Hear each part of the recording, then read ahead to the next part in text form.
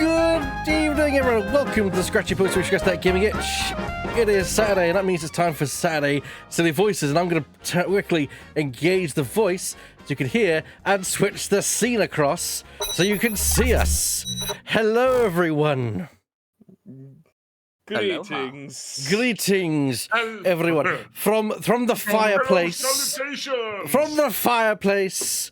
We hope you grab a cognac with us, and we'll get together as we are going to be partaking in a parlor of talks. First of all, we'll introduce myself. My name, of course, is Eback, and of course, I'm joined by WeirdoFW, Scarfulu, Laura Petrel, Mistropolis, and Burr. But of course, we are in character tonight as we're playing the Extraordinary Adventures of Baron Munchausen, which you can see a little book down the corner, which of course I've got a copy of the Baron's book myself. Fantabulous. That he does. Muchly. My goodness, that he does. Of course, I have to, of course, introduce myself and, of course, the people around this fine table, for we are of noble and, well, of blood. First of all, introduce yourself. My name is Admiral Horatio Morgan Honey II. Oh, the very same. I'm not your first Honey II. Very important designation. Very important designation. Very important designation. Retired. We, of course, PFW, you today are Christosely burnt thrusting Lord of Ludo. That's Chris Poskley. Chris Poskley. My apologies. The accent you see these days. The cognac is clearly having an effect on me already. Chris Poskley, bunt thrusting Lord of Ludo. Good to see you. And move along. Moving along.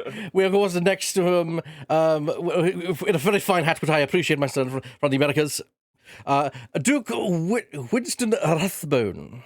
Hello, me old China. And here we go. Mispronunciation British. Indeed, Sentinel. Welcome. Grab a cognac. And make sure to mind the servants on the way in. They're filthy. And of course, all the way from all the foreign lands, we have Madame Laurent de Patel de la Fleur de la Toilette. I know my name sounds French, but honestly, I just had that upbringing, you know. Of course. And joining us with Kay, he looking rather roguish in his mask, we have Duke Tongue Derrington of Orlon Catton. Did I get that correct? Much obliged to all of you. And, good day. And finally, from the colonies, we have, of course, Major General Dorian Fruit. Like to be of service. Indeed, it's nice to have someone else from the service here, my good man. Are you from the same service, or are you from the different services there? What heavens, are you not a pleb? I'm from the Navy, my good man. He's from the Army. Well, that's what I was just trying. The Army. I'm from His Majesty 69th Fusiliers. Oh, I see. My apologies, sir. May we request something before we get started today? May we ask one of our lovely little servants over there to take some notes down for us of all of our names, perhaps onto our notepad of Discordian. Would that be possible at all, just so we can have a nice clearer picture? Tis a fine font on your display, but I would like to see it in ye olden plain English, if I may. Ye olden plain English. That's fine. I concur. Naturally, not everyone is fluent in Latin. So why don't we get that all switched around, and so that everyone can, so the plebs can understand how the pronunciation works. I think Ariel is a nice one to go for this time of year. Although I must say, on my travels, the libraries, the great library of the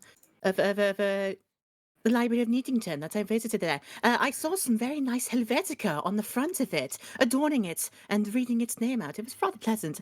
I might prefer some Helvetica every now and then, honestly. Helvetica, my dear lady. I could kiss you if you weren't so far away. I'm sorry, I cannot accept it unless it is Helvetica Bold. Helvetica Bold. Helvetica Bolts. Far as I'm Bold it for concerned, me. can't go wrong with a bit of Comic Sans. Comic Sans. Oh, sir, good sir. If I had a glove, I would slap you around the face with it. Tis only reserved for our work Aye, well. accomplices.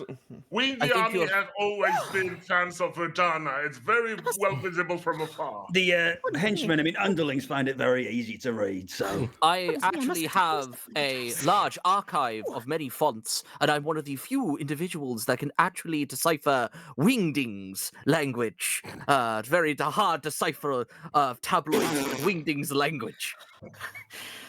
Wingdings in this, I do, in this I have society, to say- this company. I have to say, gentlemen, I have to compose myself. Somebody said Comic Sans, and I just suddenly came over with a case of the vapors. I do have to apologise. I must take another sip of my beverage. Oh, this is already proving to be an amazing evening as it stands. I might not be born and bred aristocracy, but I'm in the aristocracy all the same. So, Right, people, sir. God. people are probably wondering why we're all gathered here.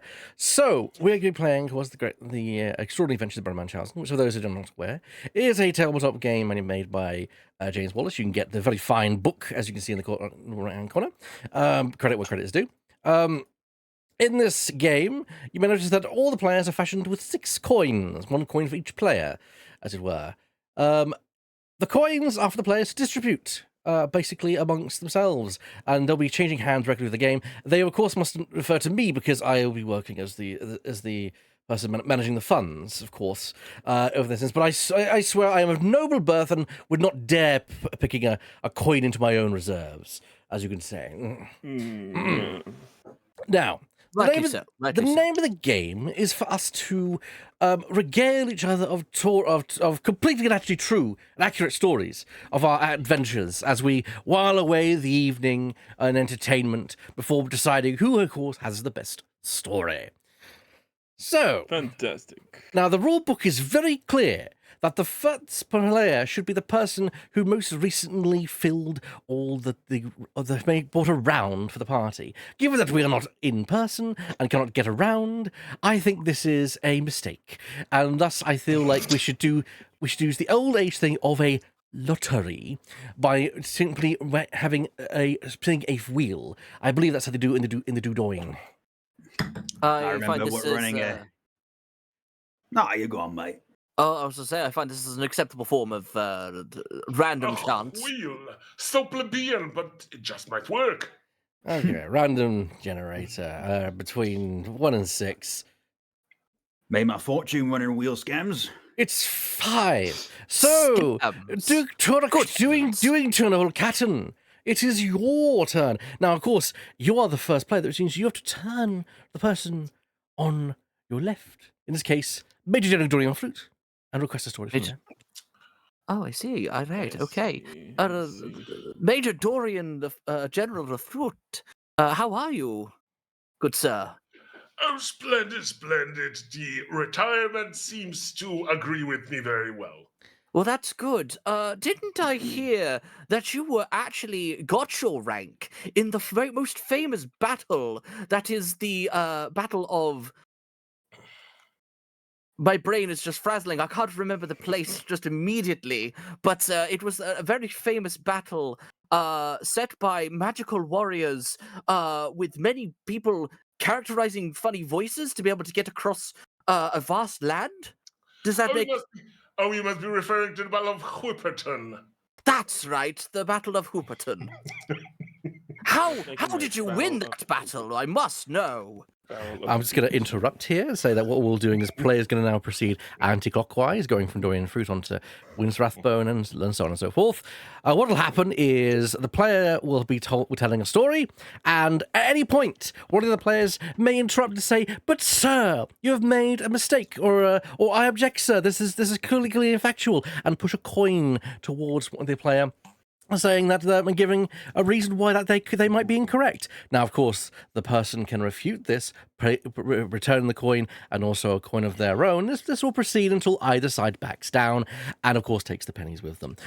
So, of course, if you would take this salt upon your honour, we'll proceed. So, Major Dorian Fruit, would you please continue, sir? I'm terribly sorry for interrupting.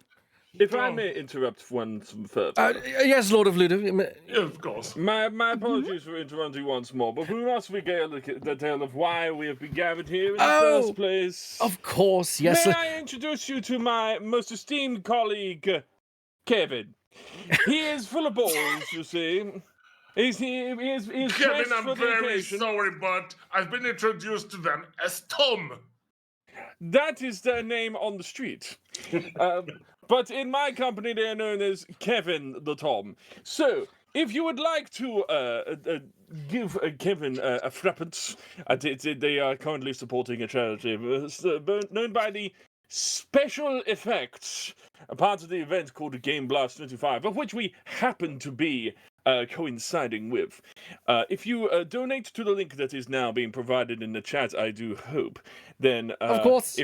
if we reach a nice round number ending in 2 zeros in the main pound sterling section, then we will give Kevin a moment of your time. So, Oh no, the book is covering The the book- QR code. The book is not going to carry the QR code. It's fine. It's fine. You can go to the link, and that will suffice. Please throw threepence over at SpecialEffect, and we are hoping to reach 5,000 mighty pennies. The mighty pennies being 100 of your normal pennies. So. Yes, please toss a coin to your Witcher. Toss a coin, and if we do get 13 more Squiddingtons, then we will allow Kevin to spit upon the floor, and we will look upon the ball once more, and We see will play who's- the well-known and beloved game of Spin the Kevin. Indeed, we will spin the Kevin, and someone will be tasked upon doing something in the future. There are still many promises to come about. Thank you so much for your consideration. Do pardon me. You may proceed.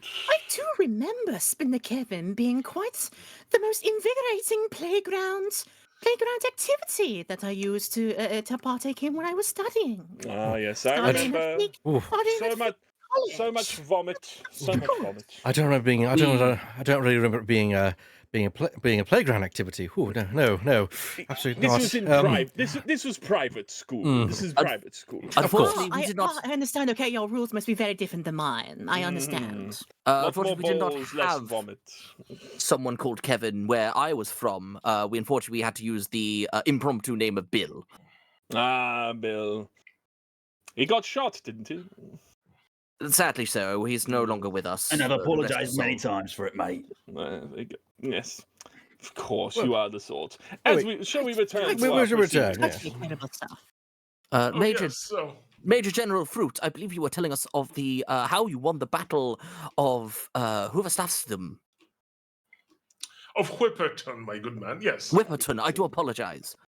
Yes, that was back when I was still but a fledgling. So I was still under the tutelage of my father, the late great Admiral Basket Fruit, who's been commanding our armies. As you know, our empire is now at a heyday, at the height of its size. But back then, we were still trying to conquer as many lands as we can for reasons that I will not disclose here, especially in the presence of a foreigner. But sir, forgive me, but I have heard tell a basket case. Sorry, a basket fruit. He has, from what I recall in the past, he has been famous for his unfortunately lack of sense of direction, particularly because he's blind.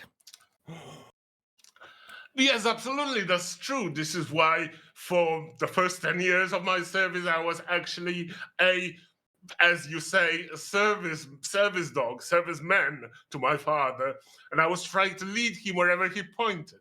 Unfortunately, even with my help, he was completely useless if it goes to direction.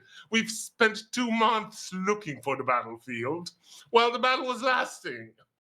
It was dreadful. We were going here and there. We were asking in all the shops, in all the stations on the way. No one understood English. No one could tell us where the battle was happening. Fortunately, we have arrived at a battlefield, and it was a bloodbath. I don't know how versed you are in geography. This wonderful company, you must be really learned in all sciences. But Oh, quite. let me Quite right. let me remind you, Whipperton is a village near to the capital of Nerdonia that we were at the time bringing our flag and our morals to. I think I knew a father in Nerdonia. Excuse me? I think I knew one of my fathers was from Nerdonia. One of your fathers? One of, yes. Cannot recall which one for the life of me. It's an ideal place to smuggle goods from. So I hear. It's sad to hear because we unfortunately have decimated the population there. Where come the other two, if I may ask? The other two, sorry? The other two of your fathers. Where do they come from? Who said I only had 2 or 3? Oh, I see. It's hard to keep track these days. There's so I'm many assuming he fathers means. all over Are the you bother. referring to your forefathers there, Lord Thrusting? Surely not. You are undercutting it ever so slightly. Very nice. We did say this was a smuggling town. We smuggled goods and fathers aplenty. But yes, Oh, but I see. I do believe that Major General Dorian was telling the yes. story. Where was I? Yes. The stakes were very high because the battle was waged for our right to apply microtransactions on all the people of Nerdonia. And they set huge armies. Just those little spiky creatures themselves, they were in millions. It was so hard. Those of our soldiers that didn't have shoes, they were pulling quills out of their souls for weeks after the battle. Oh, how ghastly! They were the enemy. They were throwing bricks at us in all weird shapes. They were sending these weird alien invaders in our way, but we stood our ground. We had our trusty Gatling guns, and we were just running over those blocks, those hedgehogs, those echidnas, those weird blue-white ghosts. Yes. Until they all lay dead. The heaps of bodies were 2 miles high. We had to go up and down them to just get to the capital. I do believe those Gatling guns you're referring to, were they powered by hedgehogs by any chance, running on tiny wheels to spin the rotirity system to pump out said ammunition? Well, at first, yes, but after a few days, all the hedgehogs decided to desert and they switched sides.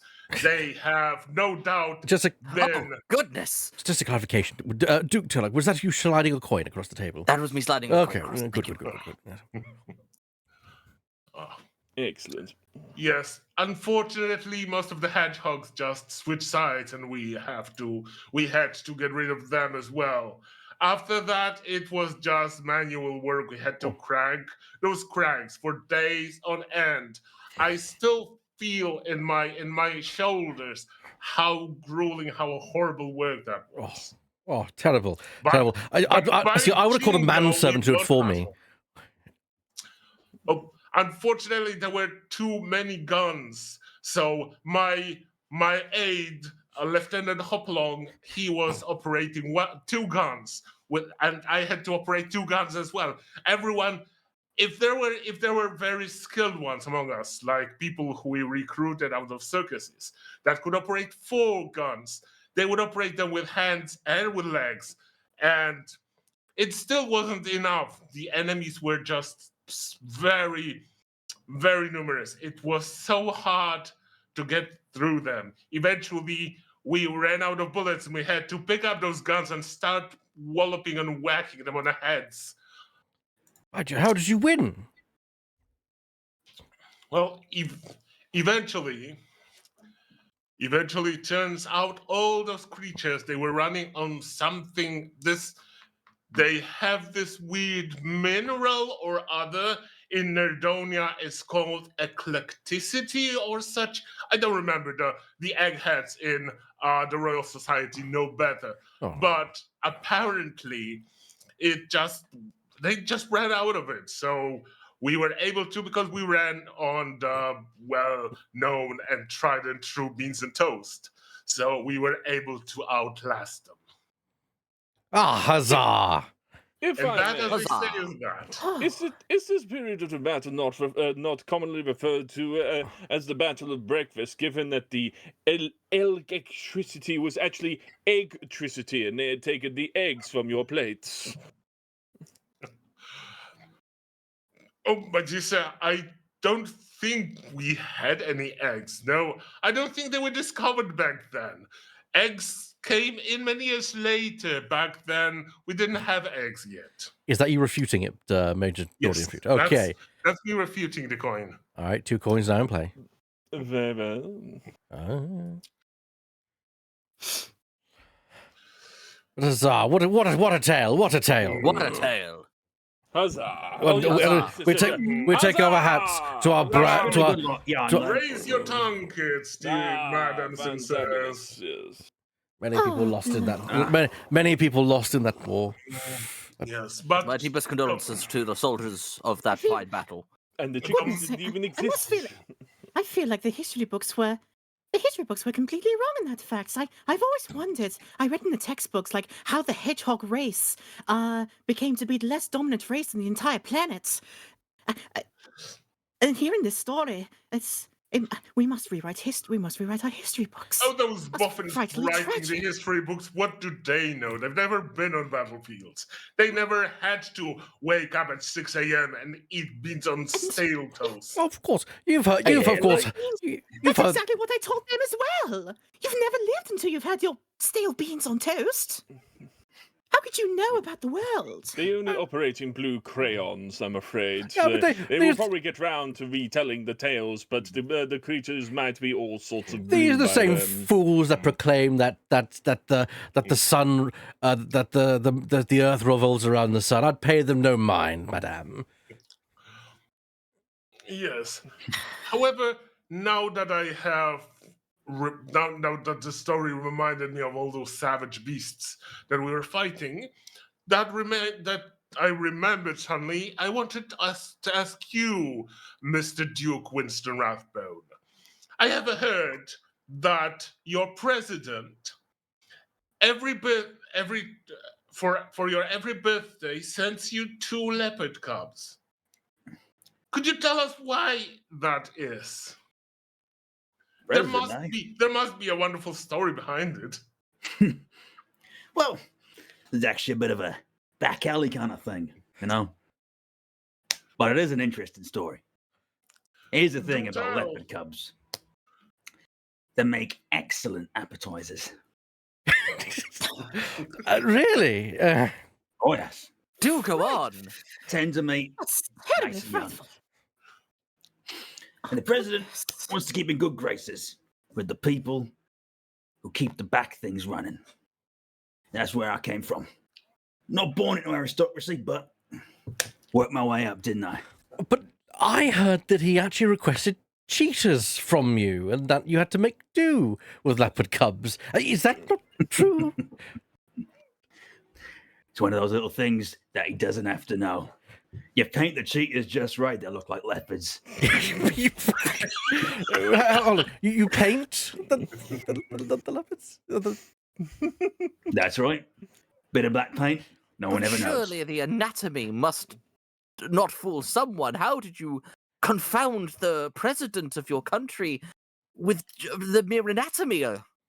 He's the president, he's not a scientist. He sees a cat with spots on it and he goes, that's good enough for me. I mean, surely the paint must add to the taste. As far as he knows, it's a foreign spice. That's quite the foreign spice. Oh, yes. Now, there was one time it was a bit suspicious, but that was just because we pushed our luck a little bit. Got a tiger instead. It's harder to cover the stripes, you see. So, But we covered Why- it in flour. It just about worked and slipped a little bit of well, as to say, I put a love potion in his tea. Kept him busy for a while. That's fascinating, but please do tell, how did you find out that leopard cubs are tasty? Oh, this was actually quite interesting. I went on a long voyage back in the early days when I was trying to figure out where I wanted to be in life. And I found this strange island.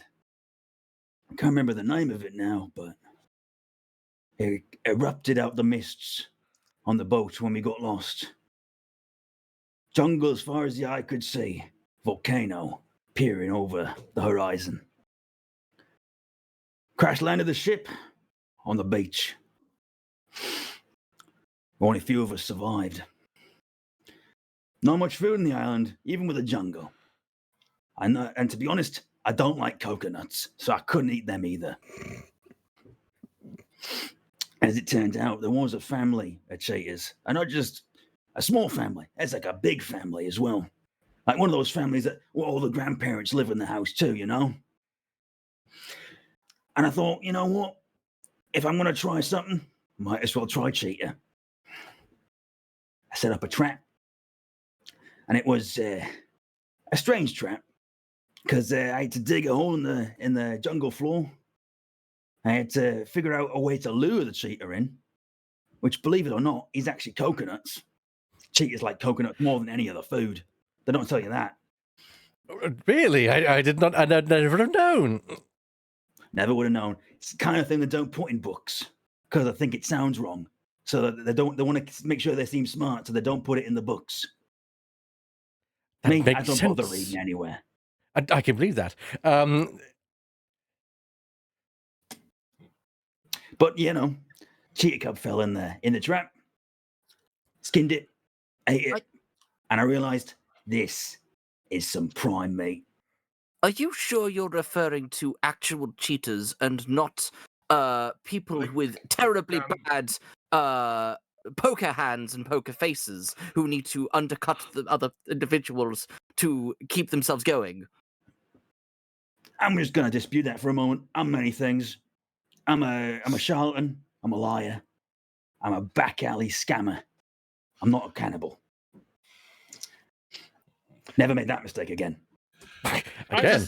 It is news to me, though, that cheetahs live in houses. What do they make the houses out of? Coconut shells. Brilliant. Well then. They ate so many of them, they could just build them up.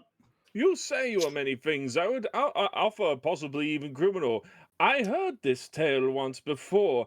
I believe this happened, and you are retelling someone else's story. Because were you not in prison at the time for a selection of buggery and criminalities? I've done a stretch of 5 to 10 here and there. But, you know, money talks. Spent 5 to 10 in every And prison. So whose tale was this? Is this that of your crew? It's always been my tale. I wouldn't, although the original tale teller may be buried somewhere. You lifted the tale from them, did you? Finders keepers, as they say. And of course, they'd men tell no tales. That's right. Not anymore. Huzzah! I'm going to raise a drink to that one. Huzzah! Goodness, Good at huzzah. you. Just one moment, folks. Now, Indeed. Make sure you are. now I actually am frightfully curious now. I've never once thought I would ever try any more live game in my diet now. But now I must be fascinated because those particular cheetahs that I've heard of, they must have an awfully very nice cheesy smell to them. Cheesy. Cheesy, Mm, cheesy. there was that one cheetah, Chester. Oh, you gave them a name. That just was his name. And he started up a brand later, actually. No, I have heard tale of this beast. Ah. Jesus, self-proclaiming themselves. Oh, this But is to pass groundbreaking. this on, There was I'm one fairly certain that Crisp Hoskley Bunt Thrusting Lord of Ludo I'm pretty sure that you had a run-in with this beast once upon a time. Which Ain't beast that would true? that be? Chester the cheetah. Chester the cheetah. Chester Oh, the cheetah. Oh, pray tell, I must. Chester Wait, the I've cheetah. I've not heard this. How is that related to that, Lord Duke Rathbone? How did Lord and Looney be associated with Chester? Well, cheetahs come from far-off lands, don't they? And so does he. It One is and one, true, put I one am. and one together, make three. It is true I am well traveled. It is true I find myself in many places, often more than one at the same time. And in fact, this beast went by many names, rather anthropomorphic in nature. Charlie, Tony, Chizak. In fact, I found Chizak in their promotional years. I have this ancient relic of theirs. They went all promotional and stuff. This is one of the when they found themselves in the Japan lands. Rare relic this is. It was preserved. I did get Oh, a little my. bit, a little bit peckish, I must say, though. Anyway, that was Rare the only. find. There were only two of their kind in existence, and I just happened upon them. My encounter of them, however, was some years before. I found the relic separate. This encounter happened in the most united of kingdoms, though further up north than that. And Oh, north a little still. The rather frosty lands of Birmingham. It was just much more ham at the time. ah, This is where yes, I'm familiar with Birmingham. Yes. Birmingham. This is where I'd come. This is where I'd come to adopt the many names I have adopted over the years. The Battle of Ham. Have you heard of it? No, I've not heard the Battle of Ham. 'Twas the Bunting family and the Frust family, two well-known factions at the time, found themselves encountering one another when I would step in, just a mere crispos-clear, fighting over one remaining piece of ham that had established Birmingham at the very beginning. He has brought snacks, I see. Where is ours, Duke Winston Rathbone? He can't hear us, can he? He can't cannot hear hear- us for the minute. No. We're working on the telecommunications as we speak. Yes. I don't think he can hear us because of the snacks. They must be jamming the communications. Duke where are Winston, our are you still snacks? there? Duke Winston, where are our snacks? How very dare you? You didn't say you wanted anything when I was ordering. Doesn't mean we didn't want any. Well, I'm a very straightforward man. You got to tell me if you want something. I said, I'm getting myself some food. He's Anyone not want learned these- anything? Everyone was he's like, not no, been- no, not he's hungry not- right now. He's not learned our The standard goal of communication. some You don't. people. You don't arrive at a cheese party alone. You must bring enough cheese for everyone. Anyway, there was a rivalry between the Bunting family and the Frust family, and I was but a mere crispos-clear bunting. And I settled the matter by consuming the ham, which summoned the mighty beast that you speak of, the cheese beast. Which is why I'm so insulted by your not presenting cheese at this festivity. It created upon the tradition where if you enter into a room of any sort, you must have cheese for everyone or no one. If you eat cheese alone, it is a mighty insult, punishable by death. I'm sorry, my Lord of Ludo, but Yes. the military strategists, they call it the Battle of Birmingham. Is that true that you were eating the ham while it was still burning? Well, that is how you traditionally consumed it, yes. I would accept this. Though there were many ways of serving. Burning was the most traditional sense. Some would just grill it, some would just stare at it with their burning gaze and it would just burst into flames. And some would even greet it before it even became ham and consume it whole. That was the old ways. We don't tend to consume squirrels in that way anymore. But we settled upon the burning ham town and decided, well, since there is no ham to burn anymore, we must amend the name accordingly. So we all came together to slaughter the mighty beast, the mighty cheese beast of Birmingham, and redubbed it Birmingham.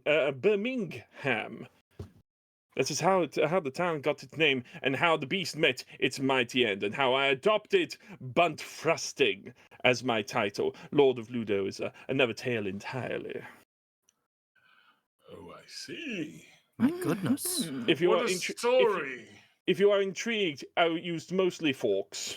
It was mostly forks, and my fork gun. I can present you my fork gun right here. It looks a lot like a Hoover gun, but yes, it does much the same thing. You just load the fork into there, and you point it at their genitals. So, My God, he's got a gun. I have a gun. Here's a yes. gun. I have a gun. But my lord, Really? Not What an amazing story. Huzzah! huzzah! Huzzah! Huzzah! Huzzah! Oh, huzzah, Thank- but I must say, he did not get the memo this time. Like, he must always bring a gun every single time that we have these meetings. Oh, I apologize. I must have forgotten that bit. I instead brought a small controller to control a gun.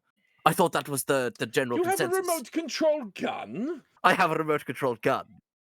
An Please, the memo said RCMP3? no. The memo said no guns and nothing to control guns with. Well, Well, It's not if you this cannot, a resort of violence. if you cannot bring, if everyone cannot bring cheese, we bring guns. That is a natural transition as such. But I've while got we, plenty of guns with me. A few Oh, I shipments hear- out the back if you're wanting to. a story of doing weaponry. some deals. We are summoned here not just for in the name of charity, not in the name of slaying cheese monsters and the tales thereof, but weaponry indeed. And while this burns upon my noggin, Admiral Horatio Morgan Honey II. Yes, sir. Tell me, your presence here intrigues me. I know we're underneath your roof, but tell me, why on earth are we not greeted by Admiral Horatio Morgan Honey the First? Oh, well, that is a sad, sad tale. You see, of course, he was my father. And my father was very much like... being an admiral is very much in the family business. He was a seaman, much like his father was a seaman for him, and his mother was a seaman for him. It gets kind of confusing at that point. But you see, my father was very inventive in the matter of war. You see, he decided that battleships were not the future. They, of course, they're full metal things that they get holes wrapped into them. They cannot maneuver. They cannot maneuver as easy. So he believed that the true matter of warfare was mounted combat on whales. Yes. On whales. Yes. Wales. Yes. Oh My my God. goodness. It But was. the entire country? By God! And so it was his mission to train the entire armed forces of our navy to be mounted upon whale. Of course, that did expand. We got a bit of problems with the octopus, but that's where the full artillery came into friend. Now, unfortunately, my father has always had a problem with the fact that he hates animals. When I say he hates animals, he kind of he's not cruel to them. No being would ever be cruel to an animal. But the thing is, he was not caring towards them. He was not very nice man towards them. And unfortunately, whales telepathically know if you dislike them, and they are very vain creatures. And so they conspire with the animals. And unfortunately, when he was trying to find a way how to train piranhas, unfortunately they got a bit too close to the piranha tank, and Are you sure it was piranhas? I'm pretty sure when I last came to one of your parties, you said specifically that they didn't conspire with piranhas, that they conspired with the crabs. well, you are of course correct, sir. The crabs. I mean, the crabs are vicious creatures. You've seen them. They can grab a sword and start dueling anyone. Exactly. And of course, Exactly. They have rather limited range, I would say. you'd be surprised, Christophe. They are very wily creatures. Crabs. You see, because. Please, call me Crisp. Crisp. If they see Crisp, they very much like to the crabs like to assert their dominance. That's why they move sideways. They always keep their eyes on you, or it can assess you up. They always grab the nose implement. And of course, whatever weapons they of course are fraught to the art of warfare. That's why I chose to that's why I chose not to make the mistakes of my father. I decided crabs were the future. Crabs were the future of warfare. That's why now the entire army of British Army now works with crab warfare. My dear Admiral and my dear Lord of Ludo, before we continue your riveting tale, I wanted to ask, maybe we should spin the Kevin, for the time has arisen for it. Oh dear, there seems to be an error arise in the technologies. Oh, not the telephonics again. The telephonics that we've reached to 4,512. Why did you not speak of this? Disgusting behavior. I apologize for I would give him a profound telling off. Please, immediately. please do not. See, I realise what the problem is. I realise what the mix-up is. It is my manservant, Mixie. He's unfortunately failed to turn up for work early in good fashion time. Mixie, how could you? I've heard of this. Mixie, is that continental? I don't really Do quite they where hail it's from a from. kingdom full of beating hearts, I say. I remove your hat! You have failed me once again. For the last time, I will make you vomit upon the floor. Oh goodness, I can hear the belly rattling of the pleb. Are you scared yet, Kevin? Kevin! Speak your words, Kevin! That is terrifying disciplining, but just. He won't even spit when I ask him to. Ah, yes! Useless Kevin. I tell you what, put your hat back on, you useless. Now he lays upon his noggin. So, Oh, a lazy one that Kevin is. Let me tell you what he says. He says the number 62. 62. What is the number 62? 62. I have to translate what 62. Kevin says. That must be some cipher, or rather. I can deduct what he says. He cipher. actually says Bloop's Game Boy camera short film. Ooh. I'm That sorry, is even what? more cryptic than 62, by Jove. I know. It's what is this game and what is this boy you speak of? Wait, is that the Bloop? The one He's and trying the only. new the one and only Bloop. I've heard he was going to attempt this remarkable feat of cinematography with a very small device. And is it the nature of a camera to be like very much bigger? What is a camera? How would you contain an entire movie, a movie of all the things, on such a tiny little contraption? Oh, Where does it all fit? I have no clue. A magic lantern show, my show. I tell you what, Kevin. In a box about yay big. I will feed you to the cheese monster in the ground. I don't like those magic lantern shows. It's witchcraft as far as I'm concerned. Yes. Well, it's not I surprising. actually like those lantern shows. They're such a fun experience. They have those ladies, and I'm sorry, sir. I'll refrain myself in a polite company. Are you referring to ghastly things again, Major Dorian? I was always referring to ghastly things. I was saying they got ladies in them. I'm an didn't old know that. campaigner after all.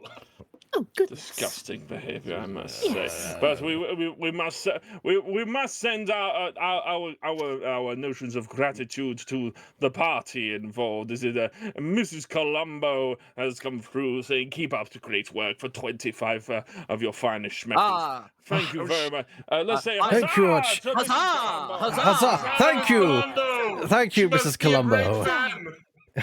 Thank you, Mrs. Colombo. I know who thank you, Mrs. Mrs. Colombo. I know who Mrs. Colombo is.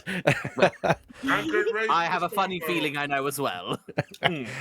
Okay. Now, of course, Exquisite work. getting back to my tale. You see, yes, you are correct. It was indeed the crabs that did my dear father in. Oh, goodness.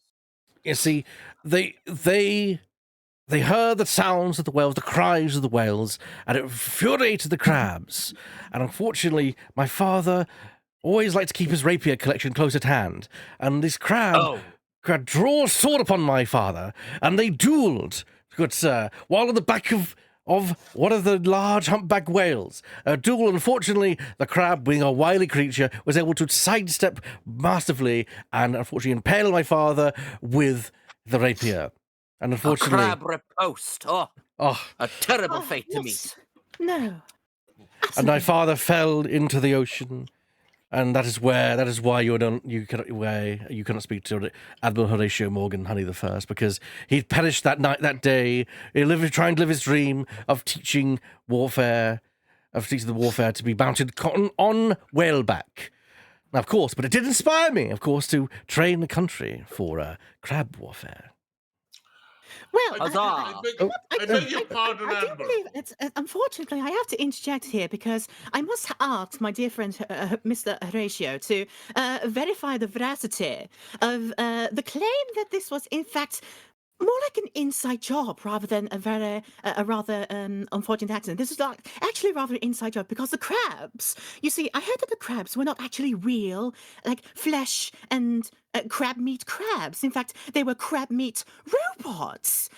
It's set upon by this rather ghastly fellow, Dr. Ivo Robotnik here, in a vain ploy. You must not speak his to- name, for he is.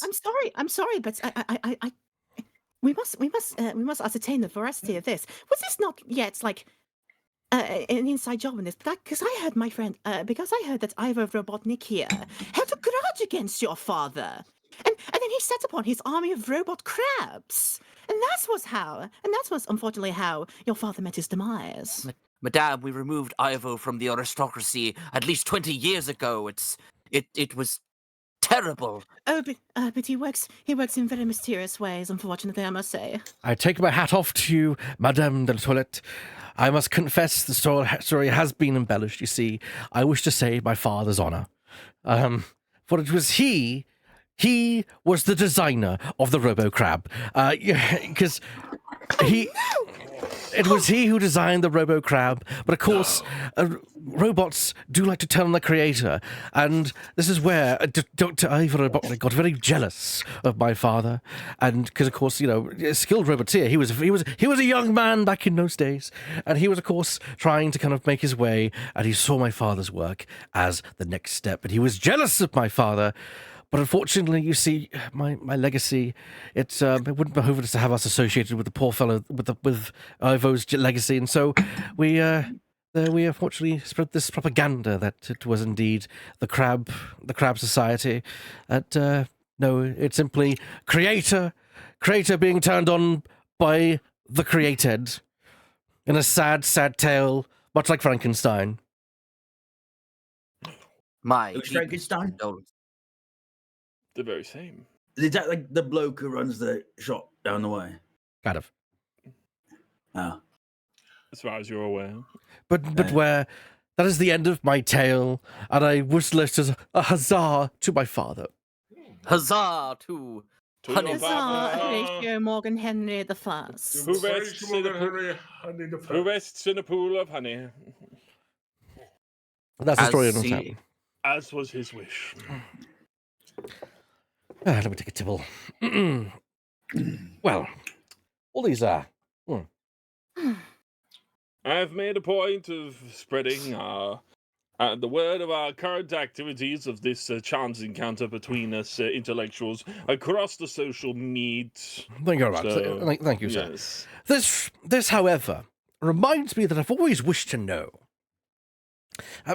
Madame de la Toilette, you, of course, are a woman of noble bearing, and your father was the person going into creations. Could you please regale me the story of how your father created the steam-powered flying carpet, and how, unfortunately, it led to the Russian Revolution? Oh, my freaking goodness, you have to bring that up. You must have to bring that up, unfortunately. I'll clarify. The Russian Revolution of 1705, to be exact. 1705. I say grip it and or ribbit. Ah, yes. The finest of huzzahs to you for clipping and ripping. apologies. Well, I must say, I do have to say that unfortunately, this must have come around on my, as a result of one of my rather misfortunate misadventures. For you see, the technology that came about for us to make this steam-powered flying carpet, as you say, was not of this mortal realm. It involved me having to take a rather perilous journey through the various dimensions. I had to count them. There was like 69.7 of them, in fact. The 69.7th dimension. Are you saying Um, you've discovered interdimensional travel? We must keep this between us now. We must keep this between us. We Of don't want the secret course. getting out. We wouldn't want Yes. this broadcast at all. No. No, not absolutely not. No one shall so yes. know. But madam, is it not true that the interdimensional travel only permits you to travel between worlds made of sweets? Well, the 69.7th dimension ended up being the sweets dimension. Now that you mention it, it ended up being the sweet dimension. The Mars realm. It was see, indeed the one. Mars realm. One counts. Yes, that's all. No. Yeah. Yes. We happened upon the 69.7th dimension, which was full of various like delectable rivers of caramel and giant megaliths of nougat. It was rather a fun place there. If I may interject, because I happened upon this, do not ask how I happen to know interdimensional travel, but the 69.7th dimension was a sea not, were the trees not made of twigs and the sea not formed of angel delight. Well, when I happened upon the inhabitants of this dimension, they did have to make and they mentioned to me that in fact the trees were not twixes. They're in fact a long lost relic of the past. Do you remember the old the Milky Way delights? Oh, Those goodness. ones there, yes. And that's why you can never find them nowadays, because they ended up in this 69.7th dimension. And that's in fact what the trees are made of. These are Milky Way delights. And I'd still have to refute that the rivers were in fact caramel and there was no angel delight involved in any of this. Then my apologies for interjecting myself. You lied to me again, Kevin! Go on. Seriously. I must say, where does that man get his stories from? So yes, the inhabitants of this realm here, frightfully very, very tiny creatures. Very tiny creatures. And they made it a point, actually, to, once I visited them, they imparted me not only with this great knowledge, but as a warming little present here. It kind of turns out there a bit of a cannibalistic race, unfortunately. Oh.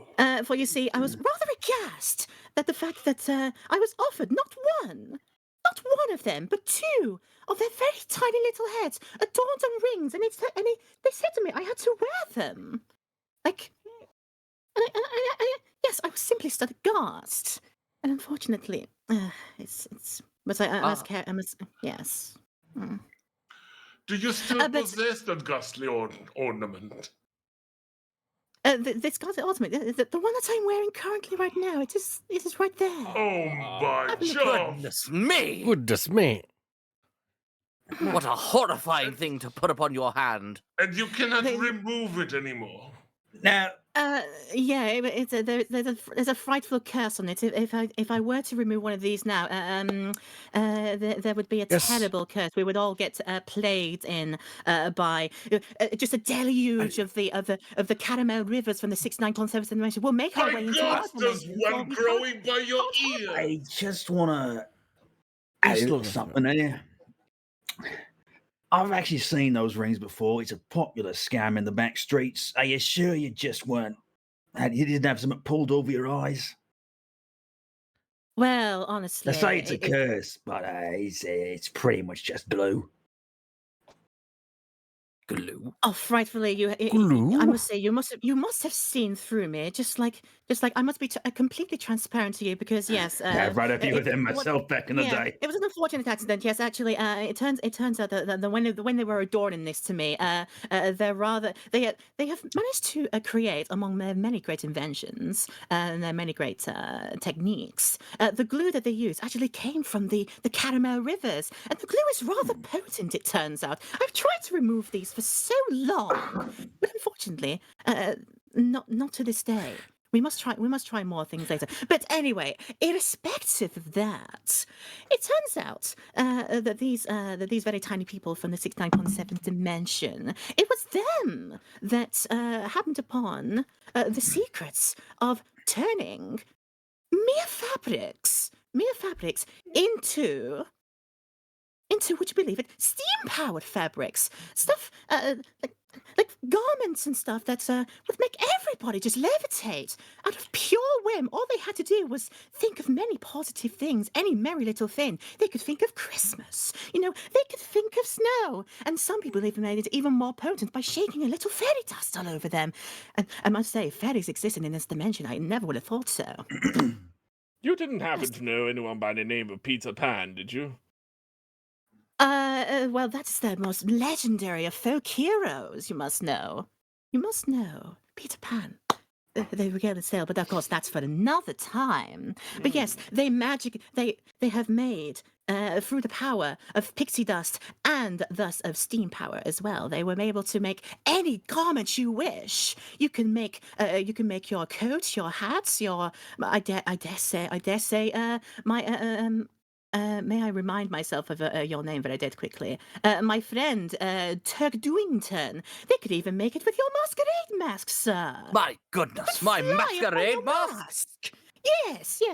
So they brought it all in. They've collated this technology, and they were willing to part with it, and offered it to me, of course, for the very reasonable price. I must say, I've been collecting these all across the days, and they simply required one thing from me, for they saw it adorned in my satchel that I brought with me. They had a peek inside, and they were very enamored by this, which I've been collecting so many of over the years. They simply wanted my crystal. They wanted one of my crystals right here. And I had, luckily I had several of these laying about, on my journeys across the dimensions. I've been to the 37.99th, and I've been to the 309.99999999th recurring dimension. That's where I happened upon many of these brilliant little artifacts. Calm yourself, So it was Horatio. it was a rather very simple trade at the end of the day. They simply wanted my crystal for the knowledge of how to make any fabric you want levitate through the magic power of steam. And once I brought this knowledge back with me into our times here, well, frightfully, I have to say that the travelling of knowledge doth be rather quicker than I have expected. It's you talk about the speed of sound. This is more like the speed of light. How information quickly gets by, and thus, I say I arrived in our dimension, in our current plane, but something must have gone wrong with my calculations to get back, because it ended up being 1705, and I was slap bang in the middle of St. Petersburg. And you Slap still bang had in the the middle of crystal. St. Petersburg. I still had many crystals on me. They only asked for one at the end of the day. Oh, I see. Absolutely, yes. I must remember myself. Madame, I must This would be a very interject. good bargaining chip, this, I must say. Must interject very quickly. Do apologize for pausing your story. It appears we have some rabble going on in the chat right now. Lemongrass saying justice for Kevin. I say to the poo-poo, Kevin's not doing his job correctly. So he is being justifiably. Yes. We must Don't worry refute about this it. with a rather refute it with a rather stern pshaw. Kevin Exactly, must learn how to be exactly. a better manservant. I'll send my Stay guys there. to break his legs. Stay there, Kevin. You know what you did. What Well, is in fact the purpose of Kevin if he doesn't do his job properly? I say. So yes, unfortunately, yes. Traveling back in time, a miscalculation landed me in St. Petersburg Square in the slapback middle of 1705, and rightfully, like, it must have been, I can't remember for the life of me which higher up Russian monarch it was back then. But they happened to be taking an evening stroll around the squares of St. Petersburg, taking in all that they owned, and they must have caught wind. I must have been like having a look at my brand new flying carpet, a steam powered flying carpet, and unfortunately, it must be like they must have caught wind of it, and thus, there was much much troubles are brewed in the squares of St. Petersburg for the next couple of months as they worked tirelessly to try and find out how to recreate their own technology for themselves. Now, as they say, one side thought so and the other side thought the other way and so, and thus fisticuffs were due to follow, rather unfortunately for them. And thus, you speak of a revolution, it was more like just a civil war, let's say. Oh, You know, people wanted on one side to make flying carpets, other side they wanted to make flying fezzes. Looks much like our friend our friend Christovskli's wearing right now. They wanted to make steam powered flying fezzes rather. Quick moment to strangely. note. I actually heard there was a third side. People don't talk about it so much. What side was this, Duke Rathbone? You must elaborate for me. Yes. It's a bit of a hidden one, but it's the dinosaurs. Oh, of course, the dinosaurs. Goodness. Quite frankly, yes. It was in fact them as well, because as you see, the dinosaurs actually wanted in on this as well, because they somehow made their own way from all the way from 66 million years ago. There happened to be velociraptors around the squares of St. Petersburg as well, and they also wanted in. They offered to make for the Russian oligarchs in their time period. They offered to make them rather not like flying carpets, not fezzes or anything, but rather just like frightfully. It's a struggle to remember the socks. They wanted to make steam-powered flying socks for the Russian oligarchs. And of course, the Russians absolutely refuted that idea. And thus, a two-way civil war then quickly manifested itself into a three-way civil war. And it was a frightfully bloody affair. It all I only makes saw sense. like, the beginnings of it happening. Yes. The big legs but of dinosaurs, it all makes sense. Yes. Especially the long talon on their feet. Of course, they naturally adorn that talon with a garment of a sock to try and. Makes the most sense. Although it does make me quite frightfully wonder actually how with their rather stubbly little arms there, how do they even put on socks for their very very quite long legs and talons? Like. It's something that's always seemed to confuse me. But nevertheless, I could only stick around for as long as I could there. For the dinosaurs were the first ones to make a move. They brought their muskets, and it was going to be a frightfully bloody affair. So I had to very quickly make do with that and reset my course back to our current time, which is where, unfortunately, now, yes, it is all because of my rather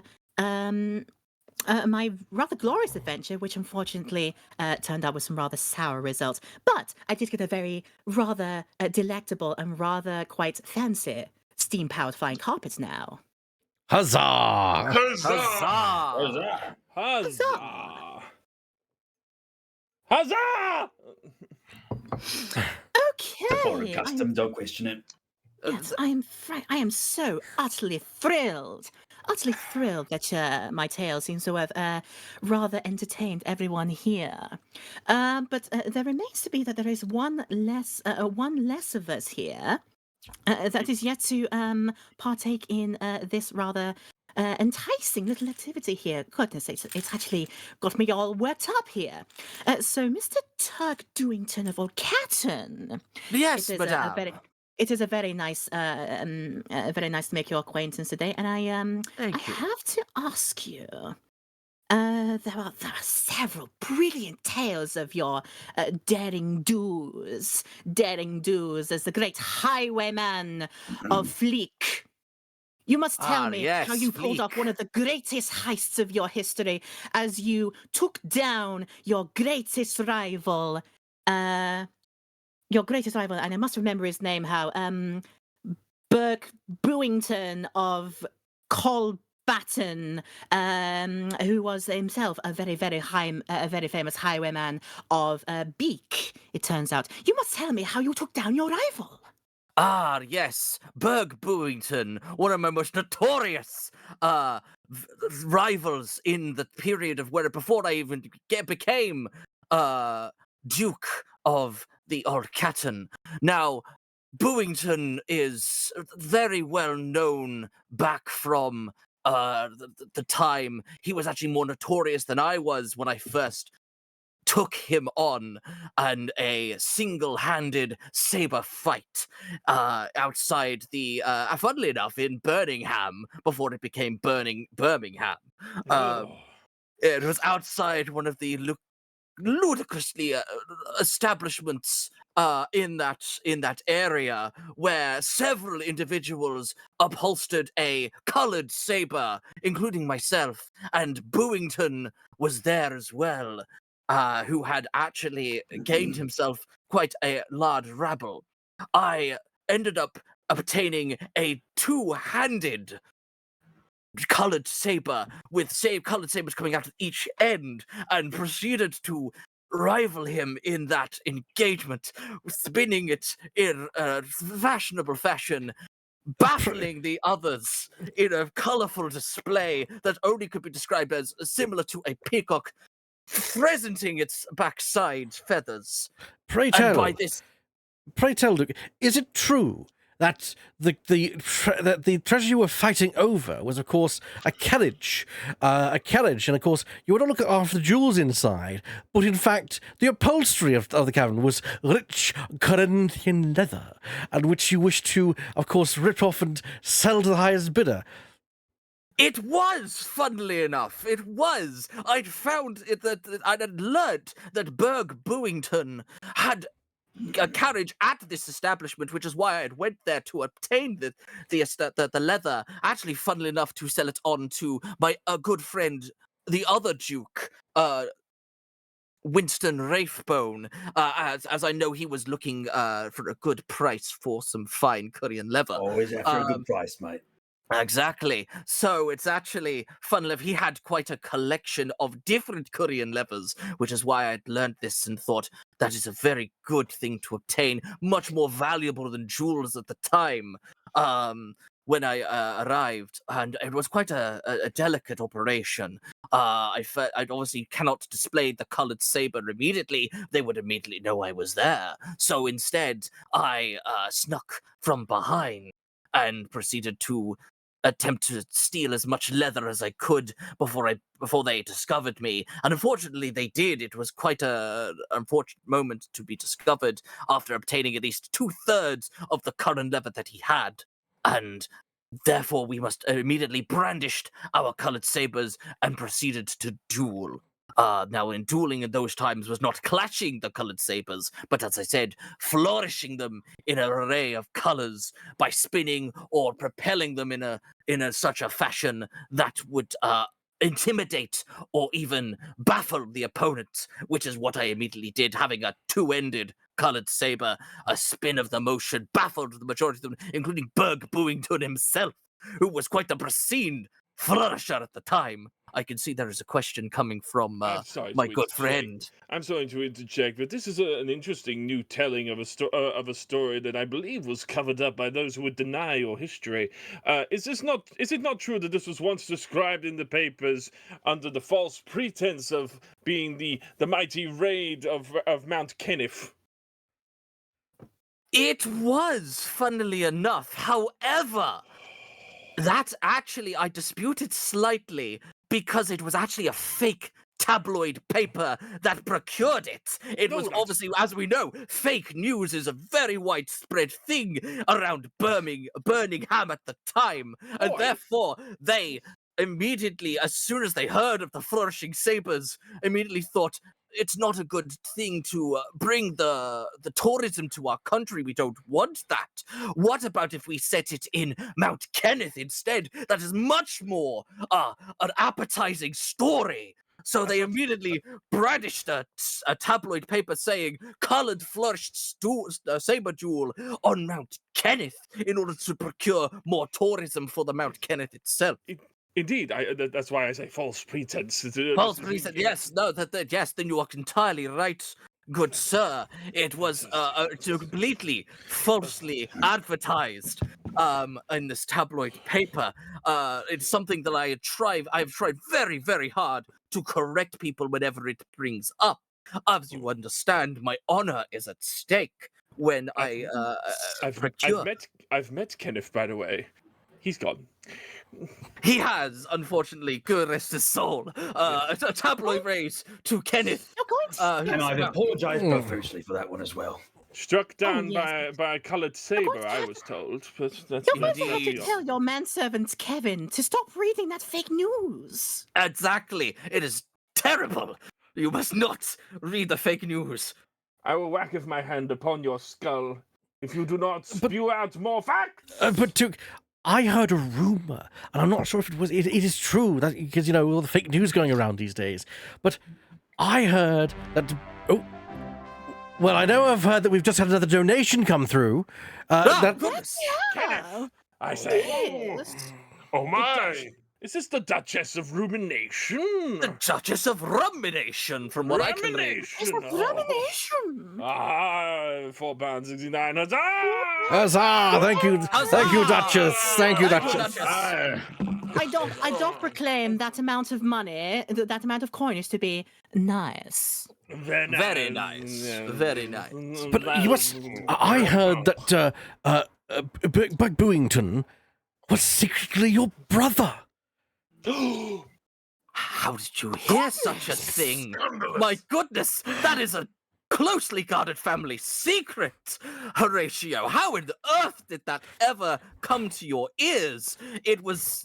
You are, but unfortunately, very correct.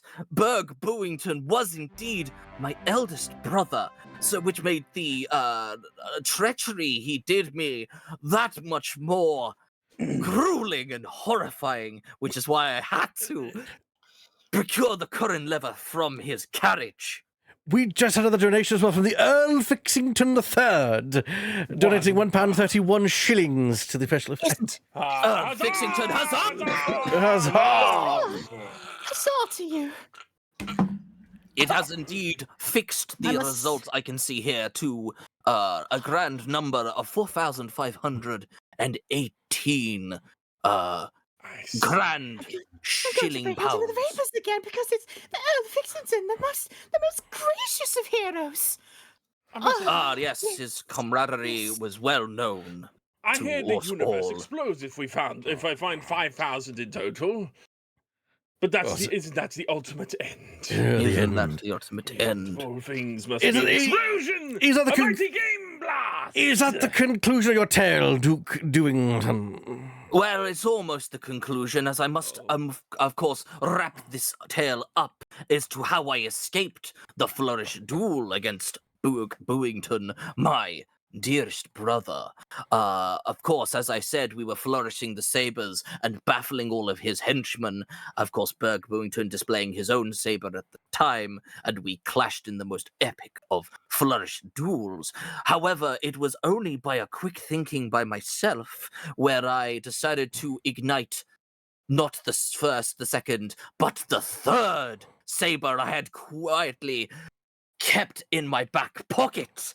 That truly baffled him to no end. He had never seen a display of 3 colored sabers, and therefore he found himself too overtaken by the flourish, and I managed to escape with the current leather. Huzzah! Huzzah! Huzzah! Understood. The teachings of One must- Commander Grievous live on. One must frightfully apologize. I thought that statement was going to go somewhere else entirely. And I'm frightfully so pleased it didn't. It did not. I'm We have all told a single tale now, and now we must all agree. Well, not all agree, but we must now work to see who determines the best. So, going around the round, starting with, of course, the Duke, who started us off, you must put your purse next to a person you believe told the best tale.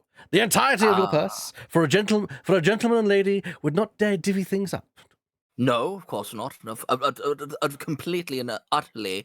But however, I must give my dearest and fullest congratulations to all of you. All of your tales was most fascinating and most I second this. invigorating. Yes. Huzzah. However, I will admit I found one particular tale the most fetching and the most fascinating to me, and that is from Admiral Horatio Morgan, Honey the Second, his tale of mountain whales and crabs. Huzzah! Invigorated my spirit. So, huzzah to you, Horatio. Thank you, Father. Thank you, Father, for giving me this tale to tell. Anyway, Major General Dorian Fruit.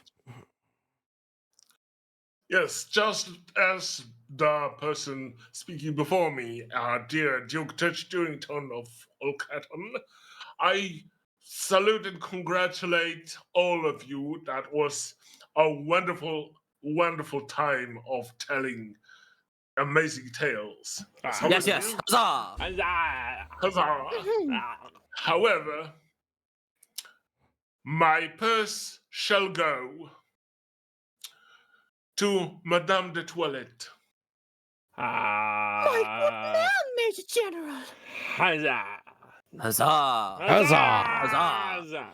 Huzzah. Absolutely unexpected. Wow. Duke Winston Rathbone. G'day. Well, a lot of fancy stories have been spinning here today, haven't we? Indeed. I think we've got some more stories to tell someday, but for now, I personally found that the most invigorating of them all was Madame Lorraine. Was drawn in from the get-go.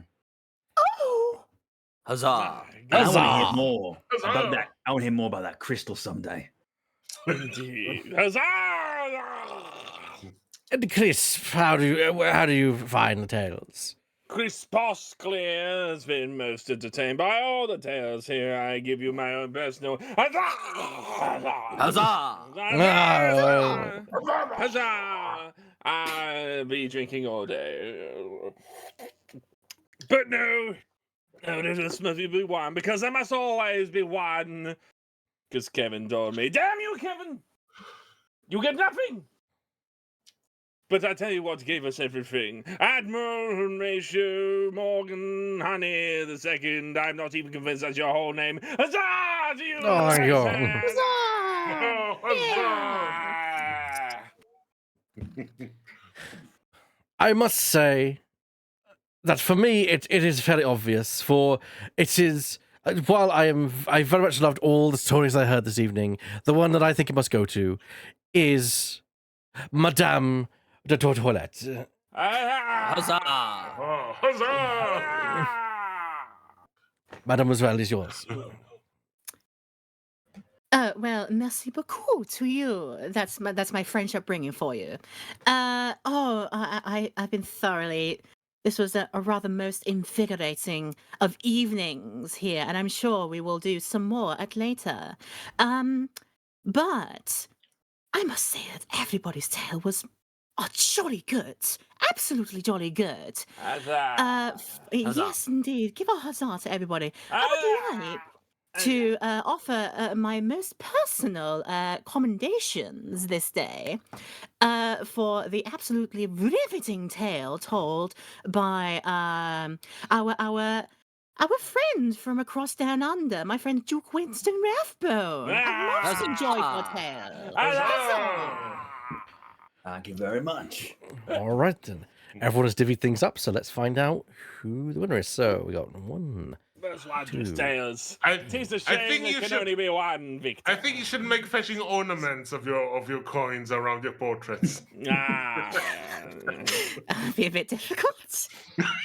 Fabulous. Yes. That's 15 for you, Laura. Wow. Madame Lorraine. Seven for Duke Winston Rathbone. Vandana. Thank you very much. And a very close 14 for me. So that means the winner is Madame Laurent de Petel de la Fleur de la Toilette. Huzzah! Huzzah!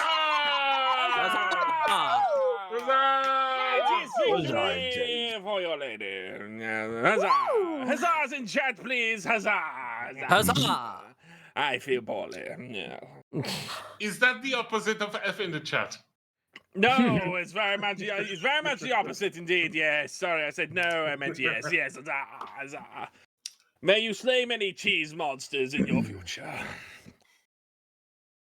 let's step out of character for a moment here. That's actually, literally my first ever Baron Munchausen game. Mine as well. Yeah. Mine too, to be fair. You think we play this regularly? No, I played this. didn't I never expect played it. this. No. So yeah. Yeah. This is I don't see a reason why we shouldn't. It's good. It's good. I've been full of nerves about it, and being presented with a random story, you do sit there just going, I'm thinking. Yeah, you have to really think on your feet. It's difficult. It's been nerve wracking if you've noticed the nerves. Yeah, from it us, is that- very yeah. taxing, yes. Yeah. But very rewarding too. Yeah.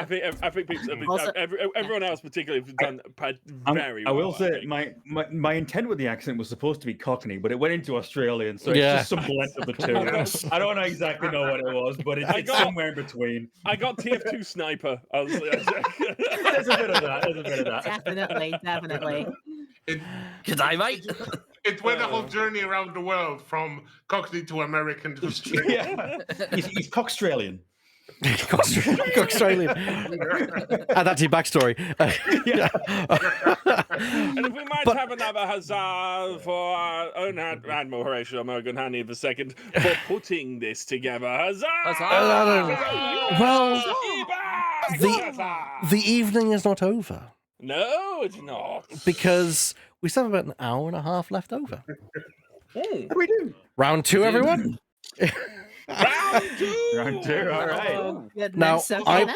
Now, here's what I I want- propose for round two as a difference: that the person whose turn it is may declare anyone for the story.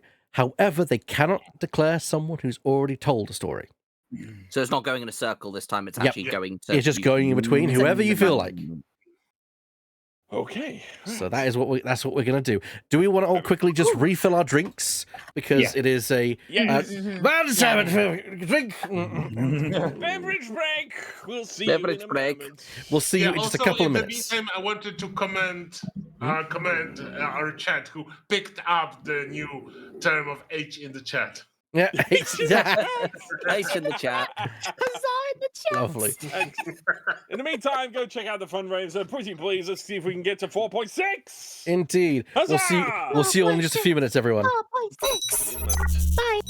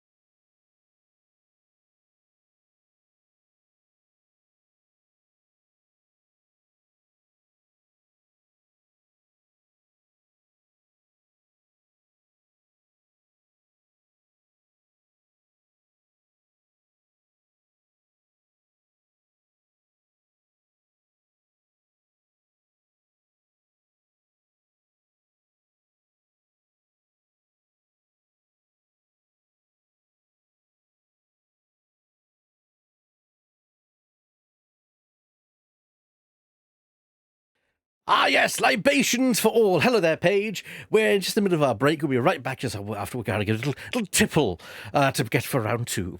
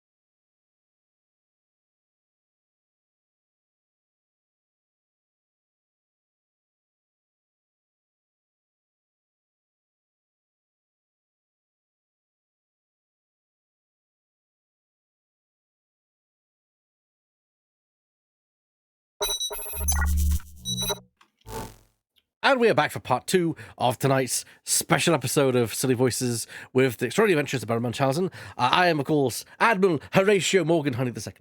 And, of course, joining me, of course, we have Krasovsky. I always pronounce that wrongly. Krasovsky Bantfresting, Lord of Ludo. And, of course, Duke Winston Rathbone.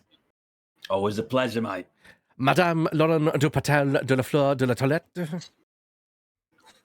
Multiblast? It's frightfully cold here, so I've had to have a change of garments. I hope that's okay. Oh, very understandable. Very understandable. Boys, stoke the fire. Duke Turch Dewington of Alcaton. Muchly obliged as well. And Major General Dorian Fruit. Reporting for duty. And, of course, we are here raising money for Special Effect to make sure that people who unfortunately, aren't as fortunate as us be able to get the controllers they need in order to play. Gaming should not be just for certain people, it should be for everyone. And so give generously. There's the Tiltify link as well as the QR code for you to follow to donate. We've raised £4,518 so far out of, I think, Gameblast, I think we've raised 50,000 so far. Amazing. At least 50,000 overall. It's been a tremendous effort. We're nearly a tenth of that. I cannot believe it. Throw in a penny, a pound, a shilling, a leopard, whatever you think is worthy. Just make sure that it's something of monetary value that they can. Not everyone change. can order the footman to play games for them, so donate for those who need special equipment or need to hire manservants to play games for them. And also put our servant Kevin to work, because he's full of balls, and we want him to vomit up quite a few more if we can. 4,600 will vomit up one more for us. Has Kevin played at least bingo for you? I would not do such a thing. Kevin belongs elsewhere. They cannot play games. Since So we are everybody now else should be able to, so please donate generously. Yes, Duke. Since we are now at the halfway point, I would also like to provide additional incentive for people to donate to the. You know exactly what I'm going with this. A wager, my good man. What do you propose? A wager. I believe I have been holding at ransom a second playthrough of a certain game that I know a few individuals have been very keen for me to play. I have already pledged myself to play the first and the third title, but what of the second? I deem that to you, and I challenge you, the viewer, that by tonight at the end of this stream, if you can raise a total of 4,555 pounds, I will play Little Nightmares 2. You will complete the trilogy, I see. Yes. You're already bound to play Little Nightmares 1 and 3. Already That would make bound. It would make no sense Contractually if we obliged. would already also get the middle entry sorted. Yeah. That is the only logical step to do. It And must be done. and I believe but that's it can only be done. £37. £37. Mm-hmm. It's not a far-fetched feat by you commoners, so I hope that you can donate and donate generously. But if you can achieve this feat, then you will secure that second play. All right, then. The So, people have been duly informed. whew, got the papers. I've redistributed the coins amongst us, 6 per person. Good. I've already done this, and so we're ready to begin the next round. Now, as the person who told the best story, I believe is up to Madame Lauren de Patel de la Fleur de la Toilette to decide who tells the first one. If you would please, Yes, milady. good. I get the most incredible honor to do so. Well, I will. Just for the sake of the audience, so we understand, what we're doing something different this round. We're basically having the person telling the story choose the next person, regardless of their position in the order. However, they cannot choose someone who's already told a story. There you go. Makes the most That sense. that is most correct for this round. Oh, mate. I've made many a reading about all of our distinguished gentlemen that are here, and I must pry for a regaling of a most excellent tale from Christoph's Bunt-thrusting Lord of Ludo. I'm You sorry. must simply let me know. You must simply let me know how you were able to make away with one of your best heights, I must say. The Mint Imperials of Mint Imperialdom. And how you managed to do so without attracting the undivided attention, without I must remember how it was in the textbooks. I must remember how it was in the textbooks. You stole the Mint Imperials from Mint Imperialdom. But rather you then allow how that unfortunately allowed the kingdom of Mint Imperialdom to fall under utter ruin via way of a plague of meteor showers. I heard about the collapse of the Imperialdom. Yes, you had something to do with this, Lord of Ludo. As far as you're aware, it was actually claimed by the chocolatiers of Deviltown. They would make such terrible claims, like they were the ones who brought a hail of Cocoa Pops upon their misery. But it was indeed I, and not a word will be said beyond our chance encounter. Of course, yes. As you know, Mint What Imperial happens at the table must stay at the table. Absolutely. Absolutely. Undoubtedly. Indubitably, huzzah and such. Huzzah. But Huzzah! as you know, are you familiar with the term Mac and Guffin? I very much am. I'm Then aware go of their for it. work.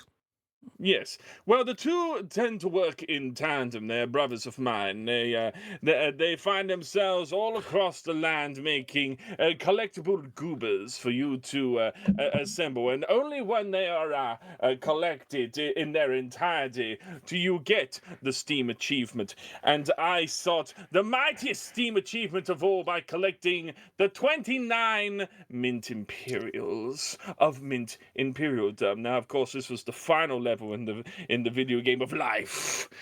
And of course, being a capital B gamer that I am, I'm only B rank. It's terrible. It took me 9 years to find my way through into Imperialdom. We had to go through the classic 4 stages prior to that: Greenland, Finland, Denmark, Kent, and then I found myself at Mint Imperialdom, where the two mightiest bosses, Kevin.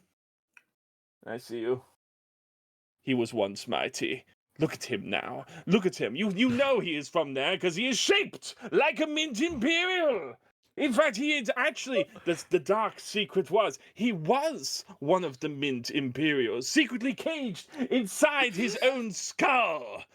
But I relieved him of his duties and acquired his very vessel as my prize. For his brother, you see, Mr. Bowler was one of the other Mint Imperials. The 18 others sort of gave themselves away freely. They were actually trapped in the bag of holding and offered to me freely. But this was a trap, you see. They were sent forth like skittles across the land for me to go, ooh, I get a piece of candy. And I scattered around just collecting them. And when my back was turned and I was bent over, they attempted to strike me from behind in order to send me down to the secret level. Yes. Hold on. I believe you might be mistaken, Lord of Ludo. I heard that the culture actually engages in the live blood sport of Monopoly as for combat. Well, then you have happened upon my other my origin story. For you see, I am the Lord of Ludo, and as we all know, Ludo is much better than Monopoly. Quite. Yes, I think we can all concur. Yes, very much so. Certainly takes a lot less time. I am skilled in the art of Ludo, and that is actually how I came upon this encounter. It was actually the only secret way in was was through a code, and I found it was every vowel in the code, every second, fourth, and sixth had to be the same vowel. And I thought, what scoundrels, what devilish devils, what activity would they partake in? Surely, Mo, no, Po. Lies, monopolize. They lie to their people, and thus I infiltrated their ranks. I scorched their minions, which for some reason were chickens. I'm not sure what that is all about. They found my way to the final boss. I was meant to go through a whole platforming sequence. Do Yes. apologize. I didn't hear that it was chickens. I actually heard that it was cog-powered mice. Well, if you're going to, if I have to be specific, yes, they were cog-powered mice, but there was this blue bar steward that infiltrated and kind of did the work for me. So just fine, I will slaughter whatever remains. This paltry amount of enemies, the remnants of these flying beasties. Did I hear you right? A blue boss. A blue bar steward. Oh, I see. I do apologize. A steward of bars. He actually offered me a drink in the name of chivalries. I'm not sure entirely what he remarked about that, but I let him go on his way, as well as this plague-edge one that followed soon behind him. I was very confused by that, but then I found my way towards the final two, and the one looked at the other and went, "Oh, this guy looks rather tough, actually." And it was just like, mint imperials upon the floor, and I collected upon the mint imperials. They attempted to zap me from behind, but I had already wielded the 18 in my hand, and in a quick bit of thinking, in my mouth they go. Now, I was lifted. Hello. Slight point of contention on that. Yes. I heard someone else got to him first. It was the blue bar steward, if you must know. Yes. Okay, I confess. Fair enough. The blue bar steward, the one implementing the digging implement of death, did indeed actually stumble upon the two and had slain them while I was just consuming mint imperials. And it was mighty awful. I turned up, the job was done, and I just went, "Well, I'll just pick these up then. You'll be on your way. Clearly you have other things. Look, there's a little frosty fellow up there. Go and deal with him." And so he went, and that's why we now say huzzah to this day. I coined the phrase, you see. So, huzzah. Huzzah, indeed, yes. Indeed, this is why you do it, indeed. Only we don't do it with mints anyway. It tends to ruin the drink. That's why we've sort of adapted it these days. So I collected the mint imperials, but what you did not know is that without the gubbins to the Mac and gubbins to hold the kingdom together, the tower crumbles, the fortress breaks through, and evil demons from every corner of the world will summon forth. But the quickest this time was indeed the Cocoa Pop demons from the sky, and I looked upon them and thought, well, I've already had breakfast, so I scuttled back underground. I found the digging implement. I dug myself a hole like one of those little wormy fellows. Dug above me. I just held myself in a hole with nothing but a few mint imperials to hand. And after the devastation, I peeked on through. I said, well, I could probably stroll back now, and I made my merry way outside. It was an absolute hellscape, but smelled faintly of chocolate and despair. Huzzah! Huzzah! Huzzah! Huzzah! I say huzzah! What a tale. It's a shock I live to this day, I must say. Ah, yes. Chocolate delights. Fiendish fiends from the very skies themselves, but it's the sky that I concern myself with these days as I address Major General Dorian Fruit.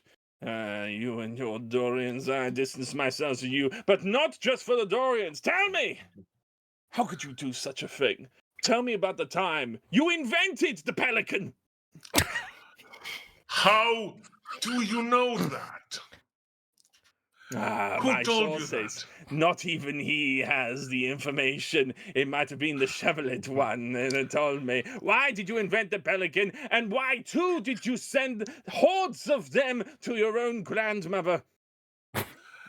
That was a secretly guarded.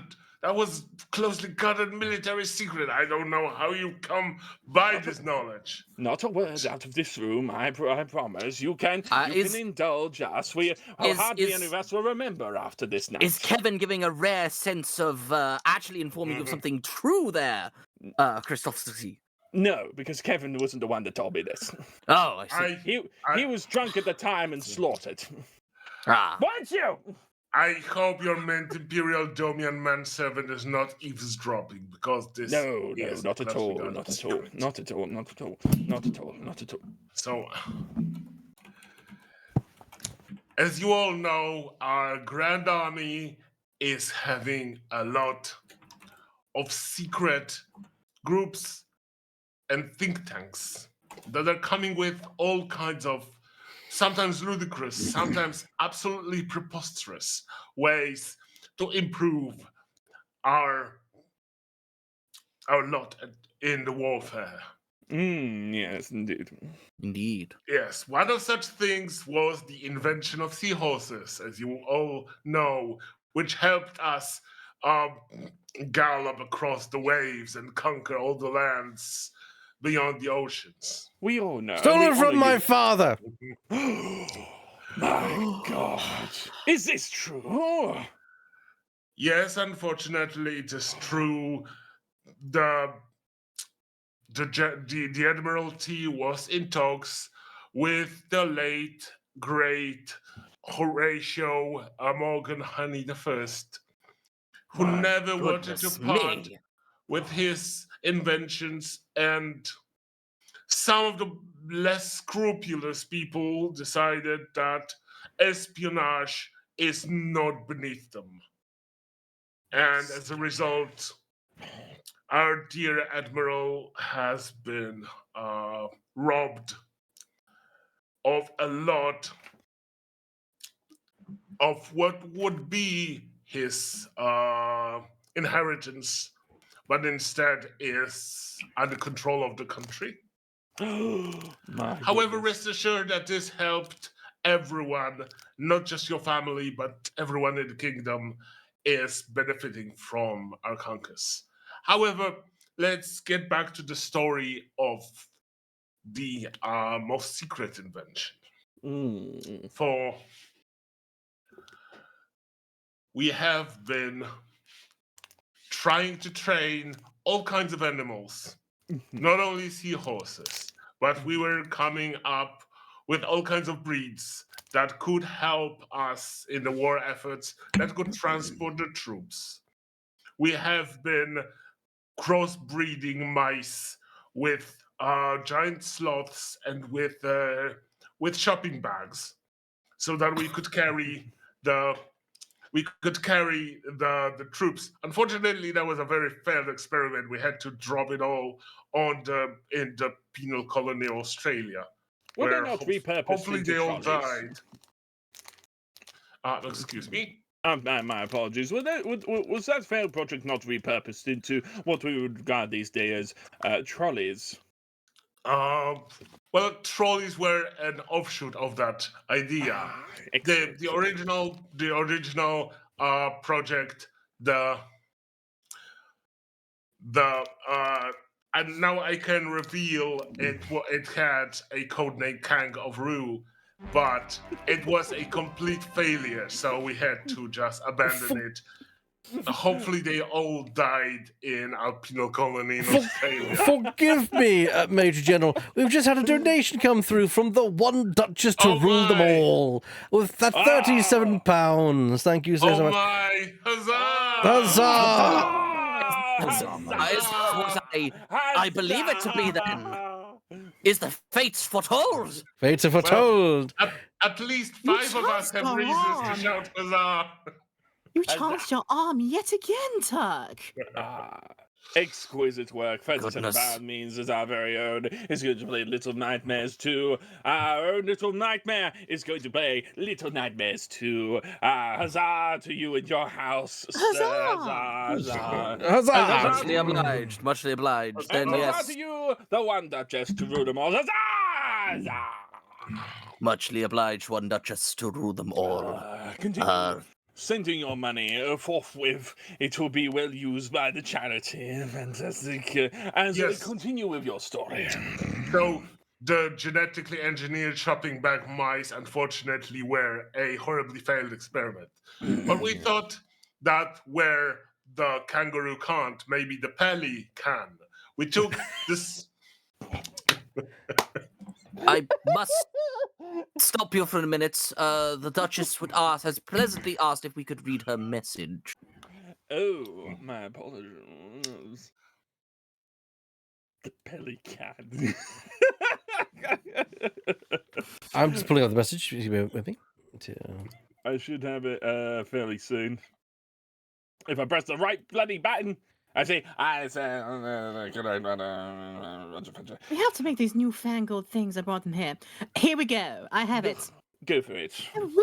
The Wisp of the Woods simply demand for a full run of all the Little Nightmares. Deny them at your own peril. And- Tuck Oh my. Doington. And I denied them. I will no longer do. It's if the one Duchess to rule them all has deemed it, then it shall be so. Dirk is a man of his word. Huzzah, very much, sir. I'll continue. Huzzah. with the story. Was that not like a life debt that you had to pay back? It was in a blood contract of some kind. No, there's only one way to find That's out. too really, Turk. no. That is too Turk, by the way. Sorry. Yeah. Well, it was definitely something of that same peripheral. The peasantry. I see. Unfortunately, correct an amount of money that I must unfortunately had to abide by, so that Mhm. I gave a word simply like I did today that I would play the games. They wanted more, so I obliged. Excellent. Excellent. I see. Let us return Ah, to so- the Return to your story. Yes, let us return to I the want- Pelican. Yes, the peril that could. Which, Yes. by the way, Admiral, is it true that the Pelican is actually a correct word of many words? I believe it's called a metaphor. It's not a metaphor. I can't remember what the actual terminology is, but it actually stands for a perpetual electric live infiltrator culling animatronic nifty gubbins. Please say no. Please just say no. Oh. I don't know where you've heard that, but you are only partially right. Oh, I see. I know that you have tried to figure out what the abbreviation stood for. It actually was not for that. I can't even repeat what you said. However, it does stand because we have crossbred the pigeon, the egret, the lark, and the ibis to make a bird that would go for very long distances, that can fly very high, and that can carry an unlimited amount of troops in its beak. Oh goodness! So the acronym is actually the words, but then Pilly can do something. Yes, Mm. indeed. Oh, I see. Forgive me, good sir. And unfortunately, that turned out to be another failed project. However, it went this time, unlike the kangaroo, this time it went from completely under our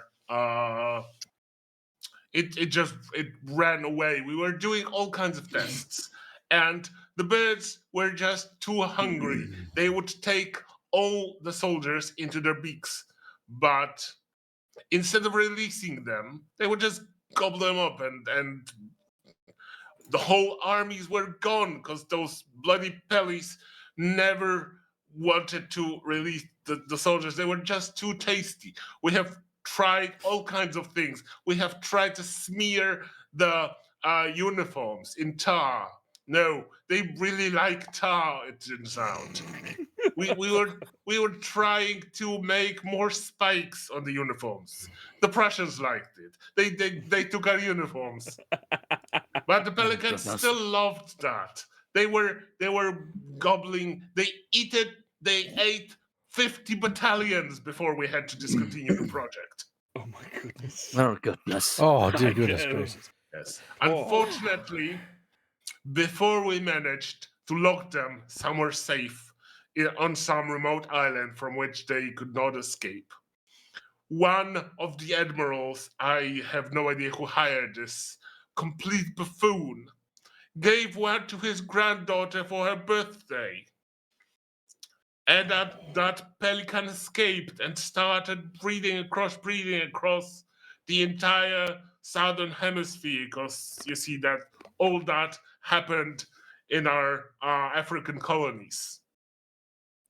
And now all those lands are full of pelicans, hidden everywhere, waiting, watching.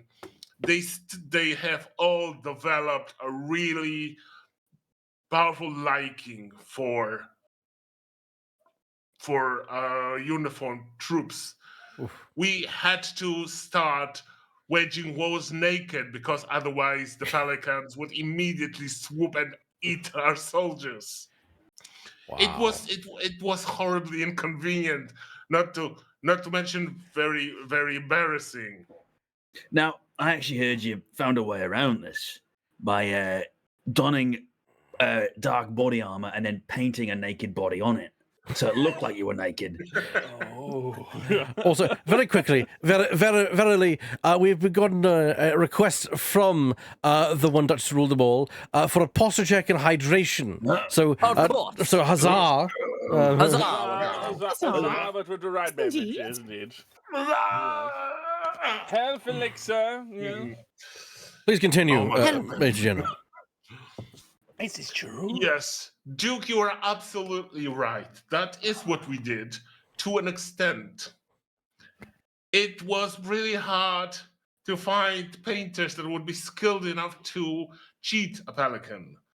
They have really great eyesight. They can recognize that a body was sloppily and hastily painted over the uniform. It had to be really good painter. And those painters, of course, they were also occasionally been gobbled up.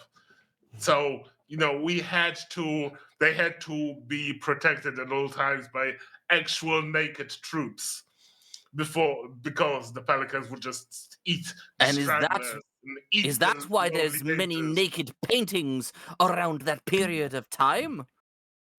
Yes, that's exactly that. This is why the painters painted naked bodies, because everyone, for safety reasons, had to walk around naked. My you- goodness. I've heard about this. If I may interject, wasn't the lead designer of these convened outfits Nico of Buddytown? Yes, Nico of Buddytown. Oh, I miss him so dearly. He was the Oh. greatest of those artists. He Oh. created such amazing naked bodies on our uniforms that people were preferring to sleep and bathe and make love in the uniforms instead of naked, because those naked bodies painted on the uniforms were much more beautiful than real life. I missed the. Well done. Unfortunately, one day Nico went without escort to gather those weird red fruits that were growing in the crates for some reason. Oh. And a pelican just jumped at him out of the bushes. Oh, Ah, oh, we say huzzah Oh, and goodbye yes. to our dear It friend. was so That's- good. That's that's- tragic. A tragic tale. That's tragic. I miss him dearly. However, that is the sad and embarrassing and shameful story of the pelican, and hopefully we will in the future find some way to protect our troops permanently from this beaked, hungry menace. Huzzah. Huzzah. Huzzah.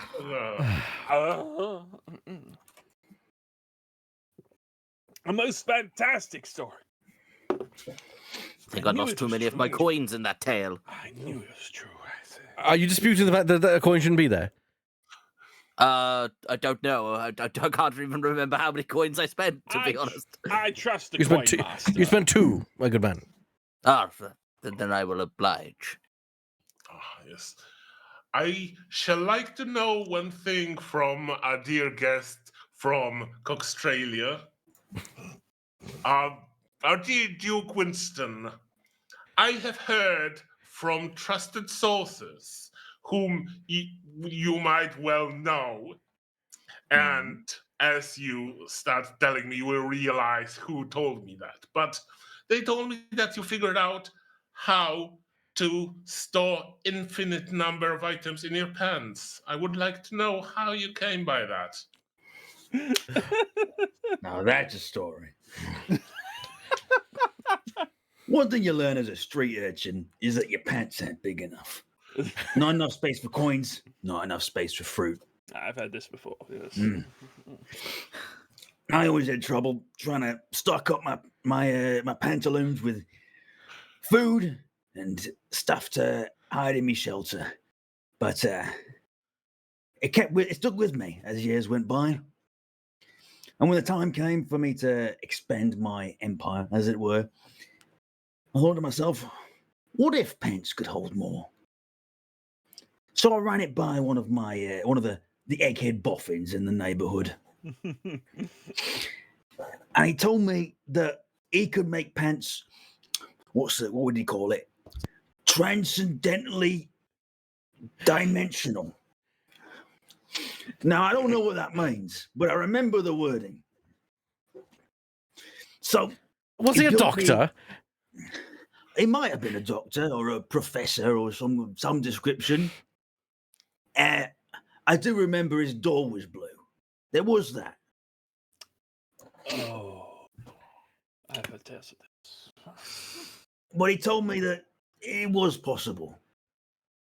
So he sent me on a little journey into space. Now, space, interesting place. There's not much there. It's very, very dark. It's like nighttime, but bigger, you know? Oh, yes, I've been out many a nights. So that was my first challenge. How do I get up there instead of being down here? How did you manage that? Well, I settled on the best idea I had. A slingshot.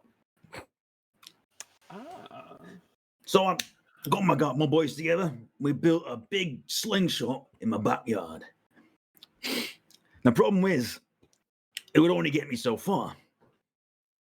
And to be honest, hurt my back a few times trying to launch myself up. Mm-hmm. That's when I thought, you know what? We need to hire some industrial grade slingshots. So I had a very big slingshot built. But the thing is, people would have seen it. Would have been in plain sight. And here's the thing. Not many people know this, but the Houses of Parliament, actually a big slingshot. Really? That's right. I'd heard it was a giant rocket. That's actually we'll get to that. The slingshot experiment didn't quite work out as planned. However, it is very useful for hopping to another country. When we learned that we couldn't use the slingshot method, that's when we installed the rockets. I see. It's okay. The rockets, they use alcohol as fuel because it's the most efficient form of fuel, and built me a little rocket and sent me up into the stars. Now, this is where things got interesting. Oh. Because as it turns out, what I thought was what our planet was going to be, I thought it was going to be a round thing. It's actually not. It's a pyramid. Didn't expect that at all. Good heavens! Have you informed the Royal Society of this? Well, I tried, but they were like, "Yeah, we know." I was like, "Oh." They didn't teach me this at school, or my second or third or fifth school. Yeah, well. Fourth one did say so, but that's a different subject. As it turns out, gravity pull me back in to the pyramid, but managed to scoot it back underneath. So I was on the underside of the pyramid, and that's uncharted territory. I'm gonna tell you, the beasts that roam on the underside, not to be trifled with. Oh. In fact, some of them are trifles with teeth. I see. But I heard that there was a gemstone here. Can I? Terribly sorry to interject there. You Alright. said trifles with teeth, but Oh. surely I must have read somewhere, and maybe you could corroborate this with me. But surely they were teeth with trifles. They were just frightfully just hungry, weren't they? Hands in the air, you got me. There were a collection of living teeth that threw trifles at you. The story is just a bit more, it's got a bit more bite to it if you do it the other way around. But yeah, they do trifles at you. It's not quite as threatening. Either way, I was on the search for a gemstone. And it was in... Interesting, I just heard a very strange noise through my There was a mixed very up strange device. noise. I I say. do say. Oh, you Must come teeth. through. Must come through for our different Horatio at some point. It will come through. Oh my goodness. I see it already updated. There we are, 44.99 from Lands Land Speeders. I know the establishment very well. £44.99. The message says, best I could do, and I'm cutting me own throat here. Huzzah! Huzzah! You. Huzzah! £44.99 mean that we are 1 penny away from a spin. If you think I'll do it for any less, you're mistaken. We know our prices. Amazing. If I may, thank you so much. You're bloody amazing. Thank you. I say. So, what I learned of this gemstone, it was in the lair of a dangerous beast. The dangerous beast in question. Now, are you sure you want to know this, guys? I have my theories. We're here for stories. You've weathered an appetite for this story. Of course we do. There was an Don't stop eldritch there. being. The creature of the underside. The Bolognese monster itself. Oh, Tentacles of spaghetti. Eyes of meatballs. Marinara sauce Bolmon. dripping all over. good gravy. Well, not gravy, my friend. Well, No, there wasn't gravy involved. Good tomato sauce, And I must personally, say. I don't believe that gravy's a sauce anyway. So,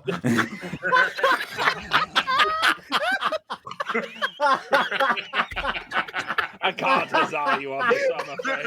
I'm afraid I cannot huzzah you on this. Cannot. either way, I cannot accept you on this one. No. either way, I stepped into the I dungeon. believe you'll find you're mistaken about. No, I'm not going to do that. I stepped into the dungeon. I'm going to send Metropolis a photo, a video, I think, because he's just like, what are you on about? My dear Duke, I heard that you defeated this Bolmon using only a scarf. You're half right. The scarf was involved. That was the first step. Because he was perched on this, what was it? It was like a pedestal in the middle of his lair, just watching and waiting. And he wouldn't come down. I was like, oh, you, get down here. And he was like, no. So I had to figure out someone else. But that's when I realized there was a bloke in there who was wearing a scarf. And I thought, all right, mate, can I have that? And he was like, sure. So I grabbed it off him, fashioned it into what you call it, those things that the Yanks use. A lasso. Oh, on the top of the spaghetti monster. Yanked him down. That was just the first part of the fight. What happened next is that I had to fashion a sword out of a brick. I tell you, that's not easy. I heard it was not brick, but cheese. The natural counter to bolognese. Well, yeah, it Everyone was knows cheese. that Well, of cheese course. and bolognese are natural enemies. From the fabled cheese monster that I fell. Naturally. But of course, the Naturally. cheese was a bit old, so it was going a bit hard. So it was kind of like a brick. It was brick-like in texture. A cheese brick. Cheese brick, yeah. You're familiar with cheese bricks, aren't you? Yes, of course. I've sold those all the time. I Either built my way, house out of them. Yes. either way, fashioned a sword out of a cheese brick. And I channeled my my inner medieval knight, as it were, and I was like, "On guard, you big beastie!" Didn't like that. Thought it was a little bit insensitive, him being a beastie and me being a bloke coming into his lair. But we fought. It was a very long fight. And in the end, neither one of us could beat each other in a fight. We were equally matched, you see. Equal skill levels, equal combat capabilities. So we just sat down for a bit and we were like, maybe we can work something out. So I was like, maybe I can have this gemstone so I can have some more space in my pants. And I'll teach you how to make yourself a sword, because you got a lot of spaghetti tentacles, mate. Imagine how many swords you can hold. And he was like, you know what? You're onto something there. And to this day, we're firm friends. And he runs a lot of gigs on the side for me. And I took the gemstone back to that blue-jawed weirdo, and he made some nice pants for me. I can hold anything in these now. Really? Get a load of this, for example. This is a guy. It's a little meatball spawn from the spaghetti monster. Would you I call him Phil. Would you say the spaghetti monster has hands in many pies then for your businesses? Not so much pies, maybe cakes. I also Occasional heard that- gatto. I also heard that Spaghetti Monster has a starring role in a video game that I happened upon. This Rock of Ages 3. Is this the very same? Yeah, he's got a bit of a celebrity status now, yeah. It goes to his head a little bit, but he enjoys it, so. Fantastic creature. Fantastic. Huzzah! Yes, huzzah! Huzzah! Thanks for listening, folks. Huzzah! Huzzah! What a tale. I've sent this dropless What opinion. a tale. Now, who hasn't told a story yet? That'd It's be been- myself, Dugal Cutton, and Madame de Tortorette. I will say, Admiral, I heard something very strange recently. Oh, have you? Yeah. I heard that you bought a theme park and you turned it into a successful enterprise, but not through the most traditional of means. Thing is, I couldn't find any more information about that. Tell me more. A theme park? Well, yes, of course. I mean, a businessman such as myself. I mean, I knew I always wasn't going to earn my keep through warfare. I had to have side businesses, as a good gentleman would. But of course, a theme park was the first thing, and of course they have those newfangled wheels and those things, and those curiosities. So I thought I'll buy this theme park, and that's what I spent all my money on this theme park. Unfortunately, I should have realized what I was buying because it was a very bad theme park. You see, the rides themselves, not exactly the most stable of things. Well, they were all made of chocolate. And of course, that's a very dangerous thing, because of course, all the hot weather, all the things just, we're spending ages simply having to rebuild the things every 5 minutes. So I thought, The hot weather, not to mention the friction. The That friction, generates a tremendous amount of heat. oh yes, of course. And it's marvelous just how it. But that's what we Brilliant kept. money laundering scheme, however. Yeah. Well, Oh. but I did think that maybe we could recondition them as like as vessels. But of course, none that would hold water really is that idea. So I thought I'd look into something else instead. Maybe hiring them out. And that is when I was approached by a bloke called Wonka. Yes, Wonka was his name. Now, Do not speak the name here. I believe he was a bit of a dandy, if you get my saying so. But it was a lovely chap, bit odd, this Wonka, and Wonka said that he had the most impressive means that he had chocolate constructeers. I'm like, constructeers? What are these, my dear fellow?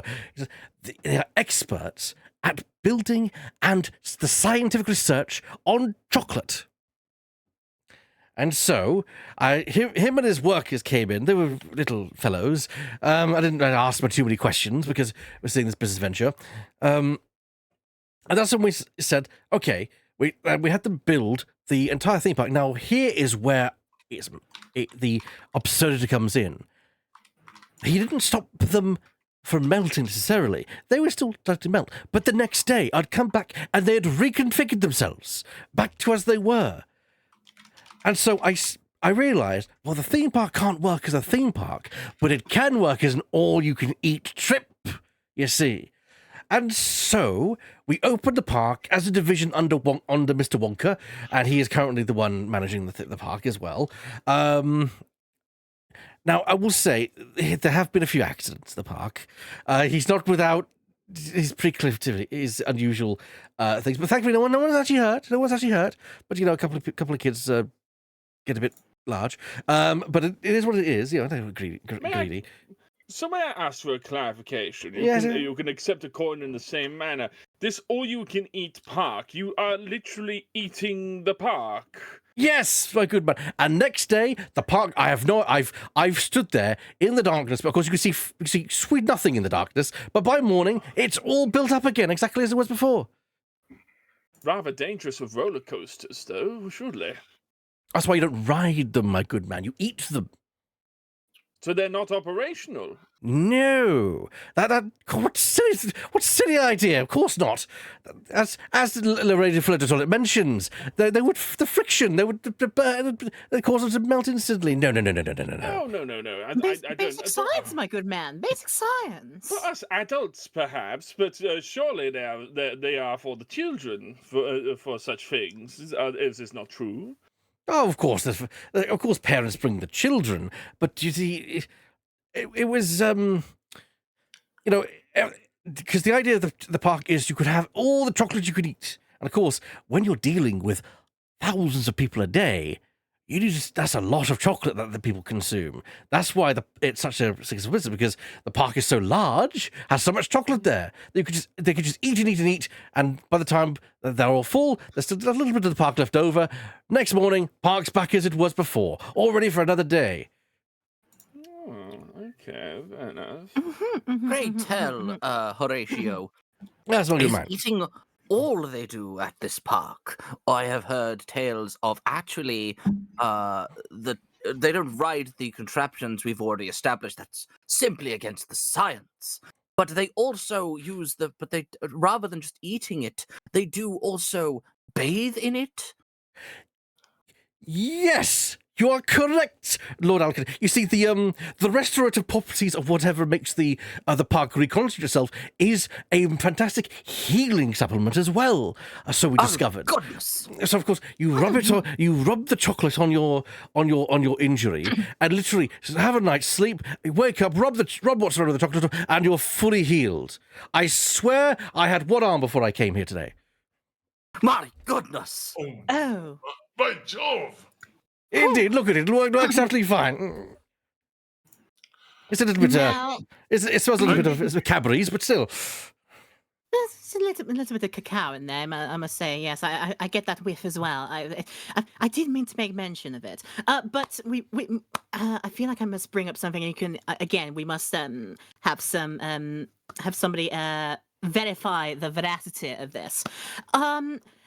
So. You must go into then some more detail then about the terrible incident that I heard about very recently. One of these reconstructions of the chocolate into the new theme park for the day, and it was business as usual. However, my long lost cousin took a visit to this theme park, I must say, actually. But then it turns out that when they visited and ate some of the most delectable treats there, they got the most terrible case of pure heat injury. For, you see, apparently that day, they laced the chocolate with pure capsicum extract. You know, like from hot peppers. How did this happen? Oh, well, you see, Mr. Wonka is not exactly your normal chocolatier, and as you know, I'm an astute businessman, and unfortunately, we've come under attack by big chocolate. By a lot of the industries, Nestle and other such corporations, they don't much like Mr. Wonka and I, and as such, they've attempted to sabotage by having people come in with little syringes and lace the chocolate with extract. We've had to up security dramatically. I mean, we have some chocolate warriors who will of course be there and lock people's head off if they sue so much as attempt to spoil the sanctity of the chocolate. But of course, you have to be very careful with those because, of course, they are, of course, made of chocolate themselves. Very, very dangerous. It's high security stuff, you understand.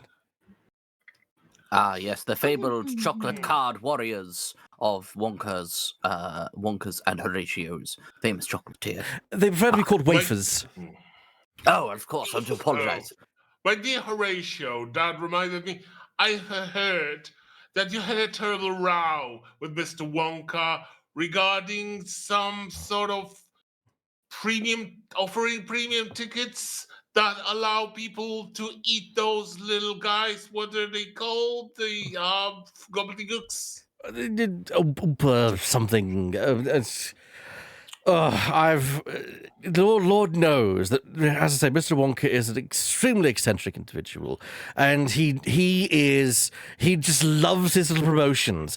An excuse to have a coupon or any kind of, it really is eating into our profits. I do wonder how we're going to survive, quite honestly. Any 90 to 5% off if you bring your grandmother, some ludicrous things like that, or bring your grandfather to Chocolate Day.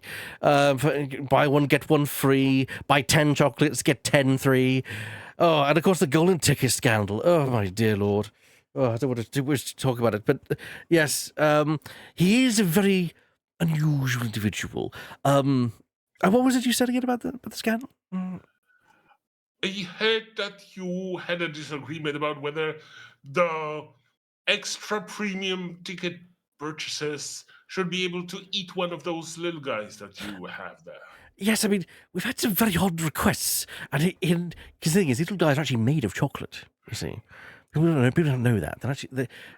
Where do you think they can? They're little chocolate golems, but they don't look like it with their green hair and whatever. But still, very polite individuals, great manservants. They unfortunately, someone discovered this, and Mr. Walker decided that we could potentially offer it. And I was like, no, you can't. We can't become cannibals. Not at this place. Not for certainly £9.99 an entry. No. Absolutely not. We have to increase our prices at that rate. Of course, we need to replace Oompa-Loompas. But yeah, me and Mr. Wonka have been on disagreement terms. I assure you, the rumours of a buyout are completely fictitious. They are not at all based in truth.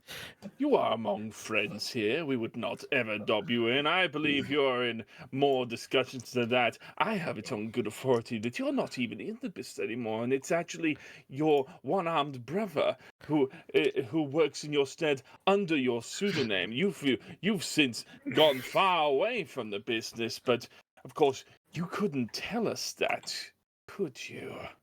I mean, of course not. I mean, it is true that Nelson has not been seen a lot recently.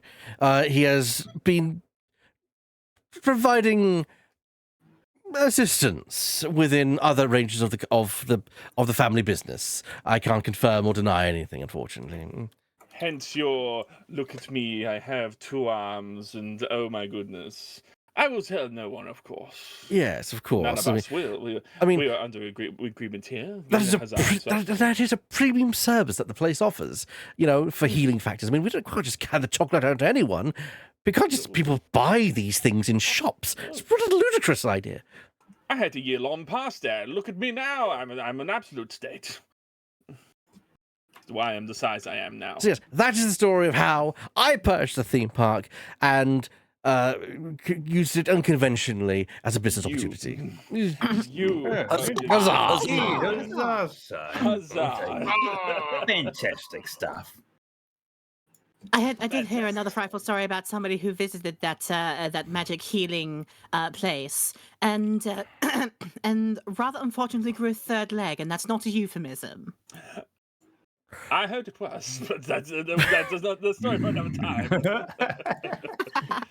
Well, I I'm was just saying, going to put this chocolate over here. you are correct, Madame Toilette. But of course, it is fake news that you heard, because what they failed to ascertain is that this person was born with a third leg, and they lost it, of course, during the war, and unfortunately, they then decided to kind of take advantage of our generosity and complain. I mean, who would complain about having a third leg? Honestly, it's honestly ridiculous. Good In every heavens, mate. context. Yeah, fair enough. Goodness me. Well, What a tale. What Thank you. a strong Thank you. tale. Huzzah, Good huzzah, lord. and such. Well, so and such, yes. What a tale, what a tale. Now, there's only 2 remaining. Yeah. But there is. Indeed. So, my good friend, Duke Dewington of Olcatton. Ah, hello, Horatio. We meet again. Yes, I've always wanted to hear the story. I do love hearing the story every time you tell it, Duke, and I think these will all appreciate it. Tell them about the time that you survived being burnt at the stake for witchcraft in the fabled city of Atlantis. Burned at the stake in the fabled city of Atlantis. Well, that is an interesting tale. And how you as- survived to this day, of course. Of course. Well, for starters, I don't just wear this mask frivolously, as you know. Actually, I do survive with some scars. It's also why I wear this mask, because I had those terrifying scars from that fateful day. It is the most. Not just It is a. It is a implement. Yes, no, and definitely. I dare not raise my mask any more than I possibly may have done so, to avoid displaying my disfigured and obviously horrifying face to you all. I do not wish to do that. Of course, for disfigurement is horrid, and of course you're of noble standing. So Of course, and you must understand, I must keep that noble understanding. So therefore, I adorn this mask not only as a persona, but also to hide the unfortunate scarring of that very day. However, it must be known that I, led an incredible heist on the city of Atlantis many moons ago, where I tried to attempt to pilfer the fabled trident of the kings from that fabled city. Of course, the city is indeed underwater, so therefore I had to procure the bubble technology of the man that would not be named Ivo Robotnik. He gave me no, I do apologize. I did have an unfortunate dealing with him when I had to procure technology from him to be able to make this heist possible. But you see, Disgusting. But my Duke, I thought there was an extra complication to this matter. I thought at the time there was a battle going on between the city of Atlantis and the people of the moon. How did you do it when the city was under siege? well, that's the brilliant thing, Horatio. I did it when I was under siege, so that all of their forces were corrugated towards that area.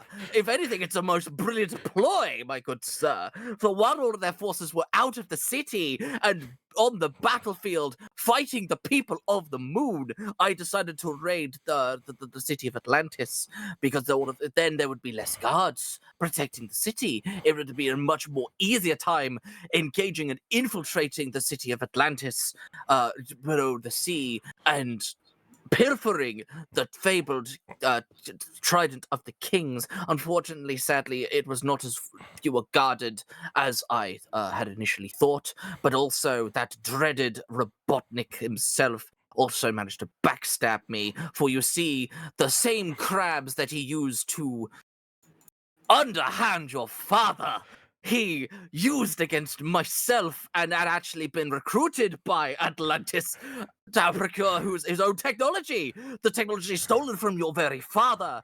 as a defense mechanism for while the rest of the troops were away. And unfortunately, I was caught red-handed with the trident by these crabs.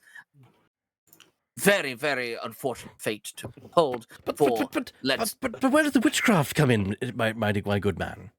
But you see, that's the very thing, my dear Horatio. The witchcraft came in for my previous tale of the flourishing saber has been very well known. But obviously beneath the waves, the messages get a little bit, let's say, distracted with their telephonic technology. For the very waves, as you know, sonar technology can only discern so much, so there was a mistranslation from the flourish. They received... Oh. Did we lose the Duke? Not Duke. But flourishing... Did we? Oh, the Duke is back. Sorry, my good man. I do apologize, my good sir. I do apologize. The mighty arrival at Special Effect Page has brought about interruption to our connection. Hello, Page. Welcome. Welcome, Page. The grandest of tidings to you. Welcome to the round table. I do May apologize for my... I might have to very quickly fix my Turn off the technology. Bear with me just a moment. downloads. Stop downloading Stardew Valley, damn it. You have to tell your manservant to put his bag into it. Yeah, tell him to hold it up higher, man. One moment. Hark, really, I am the villain who Run disrupts... faster, Dave! Run faster! I do apologize. Stephen is getting a little sleepy now. It does happen. Seems to happen at this sort of time of night. But unfortunately, Stephen is. He is only capable of so many things in a single evening, as you probably understand, with your own Kevin and also your knave as well, Horatio. Yes, indeed. Yes. But however, as I was saying, the flourishing the saber has been miscommunicated to the people of Atlantis, for they believed that the flourishing colors were indeed witchcraft and magic. So as soon as I came, flourishing the colors in an attempt to battle with the crabs, the people of Atlantis believed this to be magic in origin, and therefore immediately procried, "Witch! Witch!" And I had to unfortunately hold my hands up and say, "You are misinformed." At last they did not believe my tale, and therefore had captured me and immediately brought me to the stake.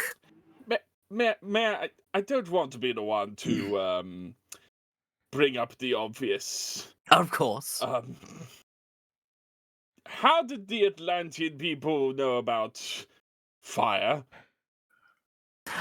So you see, I must implore science to this, good sir. For fire and being burned at the stake to them is very different. For you see, in incorporating the very science behind it, lava currents run underwater and procure a sense of hot and rather painful burning sensation. So therefore, when you say I'm burning at the stake, my stake was planted on top of one of these lava currents, and the heat of a lava current, as you probably understand, is quite an unbearable and horrifying experience. And unfortunately, I was placed upon one of these currents and therefore burnt at the stake. But I heard, and perhaps I'm mistaken, that you managed to resolve the matter with nothing more than a tea bag. Indeed, How so? Indeed I did. It was one of my more profound, heistful moments. For you see, I realized that unfortunately, burning at the stake is, as you probably understand, a rather painful and experience, and I had to come up with something immediately and very quickly. And it was at that moment I got the strangest scent of elderflower and lemons. And I realized that in my back, one of my many pockets on my jacket, that I had actually kept my supply of tea bags, and which I must always carry around with me, because as you know, there is never, ever a not good time for a cup of tea. Indeed, yes. That's very true. Very true. I beg your pardon. I do beg your pardon. I would just Of course, Major Duke, General. Duke giving Major BGV Volo vibes. Love it. Yeah, absolutely. Yes. As However, you were, sorry. I must ask, for I have heard our top scientists from the Royal Society Of course. confirm that the moon is made of cheese, and your sword and your jacket and your outfit were made on the moon, so they were in fact made of cheese. How is it possible? Have you not been covered with molten cheese then when you were burning at a stake? I do admit it's part of the reason why I have my burns. For you see, after being placed at the stake, molten cheese then bound to my body and caused the very burns that I now have upon not only my face but also my jacket. It's why now I do not wear cheese. For you see, it was part of my original attire that I performed the most profound of cheeses. I actually adorned Brie. Brie being a way of being able to repellent enemies from the very face of my broadness. But as you know, being placed at the burning stake, cheese then melted not only to my things, but I was also adorning a cheese mask at the time, and unfortunately that also bound to my face, which is what disfigured my poor face. But going back to the story of the tea bag at the same time, that same scent also of elderflower and lemon tea also drifted along the currents to the very noses of the Atlantean people, who found the aroma to be something of an acquired taste, even so that they actually consumed it and were mesmerized by its flavors. So they immediately realized that it was coming. This aroma and this fragrance was coming from my very form, and immediately had to know how it came about. I do want to add one thing, my friend. I've actually heard that Atlanteans are genetically lactose intolerant. So how did that go down? You see, you are very correct. They are indeed lactose intolerant, but you see, my cheese suit pertains special pockets that are not made of cheese, and therefore I could contain the tea bags in a form where they would be not inhibited by the cheese flavor. So therefore, the aroma from the tea bags and obviously from that pocket were not inhabited by the cheese, and therefore were not put. It's one part of the reason why they captured me, of course, because a man wearing cheese must be witchcraft, as well as the fact of able to flourish colorful sabers the way he does. So inevitably, that is why I was even put to the stake in the first place, because they thought I was Again with the a colourful terrible. sabers, I see. Major General. I've actually heard from various sailors that the elderflowers for Atlanteans, pardon my language, my lady, is a very powerful aphrodisiac. I must dispute this, I'm afraid. It is not indeed at all. You have been There's only so misinformed. far we'll go. There's only so far you can put. It is not a aphrodisiac, I'm afraid. You have been very misinformed there, Major General. Indeed, I can I astute somehow to blame this. Kevin for this misinformation. I blame you. Lieutenant, cancel all my orders of elderflowers. Oh no! Dear. And that's how you escaped. And that is indeed how I escaped. I managed to procure the light of their. Even though, despite they were lactose intolerant and hated my cheese suit and did not like the fact that I had magical powers, but they did like the tea. So I told them where to get tea from. I told them how to make it. It even established the first tea trades between the Atlantean people and the coastlines. Although I did not procure the Triton of the Trident of the Kings, I have the scars to bear, but I also gained a flourishing tradesman business. Huzzah! Which is a much What a better story! Huzzah! Very nice, my friend. I'm also pleased that our cousins in the Americas, the tea didn't go to waste then. Yes, excellent. That leaves one of us, and although we're going to go over time, I think it would be a shame for us to miss out on the story. We cannot miss the final tale of the evening, of course. Which brings me to my question, Madame Lauren Dupetel de la Fleur de la Toilette. I must ask you, this is a much insightful question that I've been wanting to know since I heard of the story. And it's simply a matter of how did you establish the world record as the fastest racer in the land of Gran Turismo, and also by only using a chili-powered unicycle? Well, that's a fantastic tale that I must regale you. I got to say, the chili-powered unicycle. We will get to that, but one of my most fabulous inventions ever. So you see, this all came about. It's actually a sort of a side effect, not an unexpected turn up for the books, shall we say. I took an expedition out into the deep reaches of the jungles in the Amazon, you see. We were on the quest. We were on a quest to recover lost treasures that we had heard about in there. Little did we know, so we took our chartered flights over to the deepest reaches in Brazil, and thus we were led by some very knowledgeable folk into the deepest reaches of the Amazon rainforest, and took many days up there. It was sweltering, it was hot, and thus we encountered upon the treasure which we seeked, and it was simply a matter of going there and trying to find it. And it turns out, when we stumbled upon the location, the sight at which we see upon us, it was the most incredible sight here. We were expecting, you know how it is down there, some sort of like a pyramid or a ziggurat or something kind of along the way. No, it just turned out to be a giant golden trophy. Goodness! A giant golden trophy, Funny. and placed at its most right to the edge of it, and down at the bottom at the hilt, there was the treasure that we were. Forgive me, madam.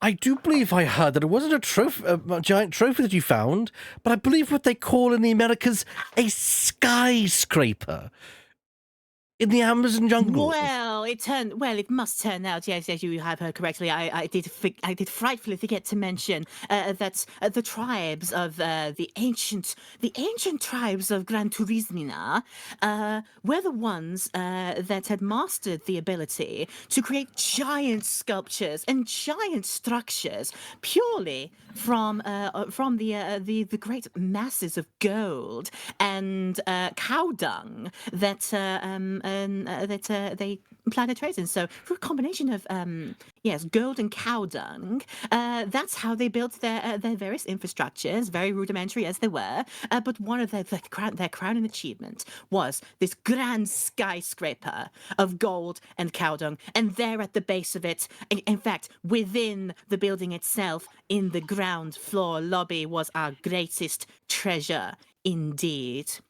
Very, very tiny, emboldened, embezzled with emeralds and jewels alike.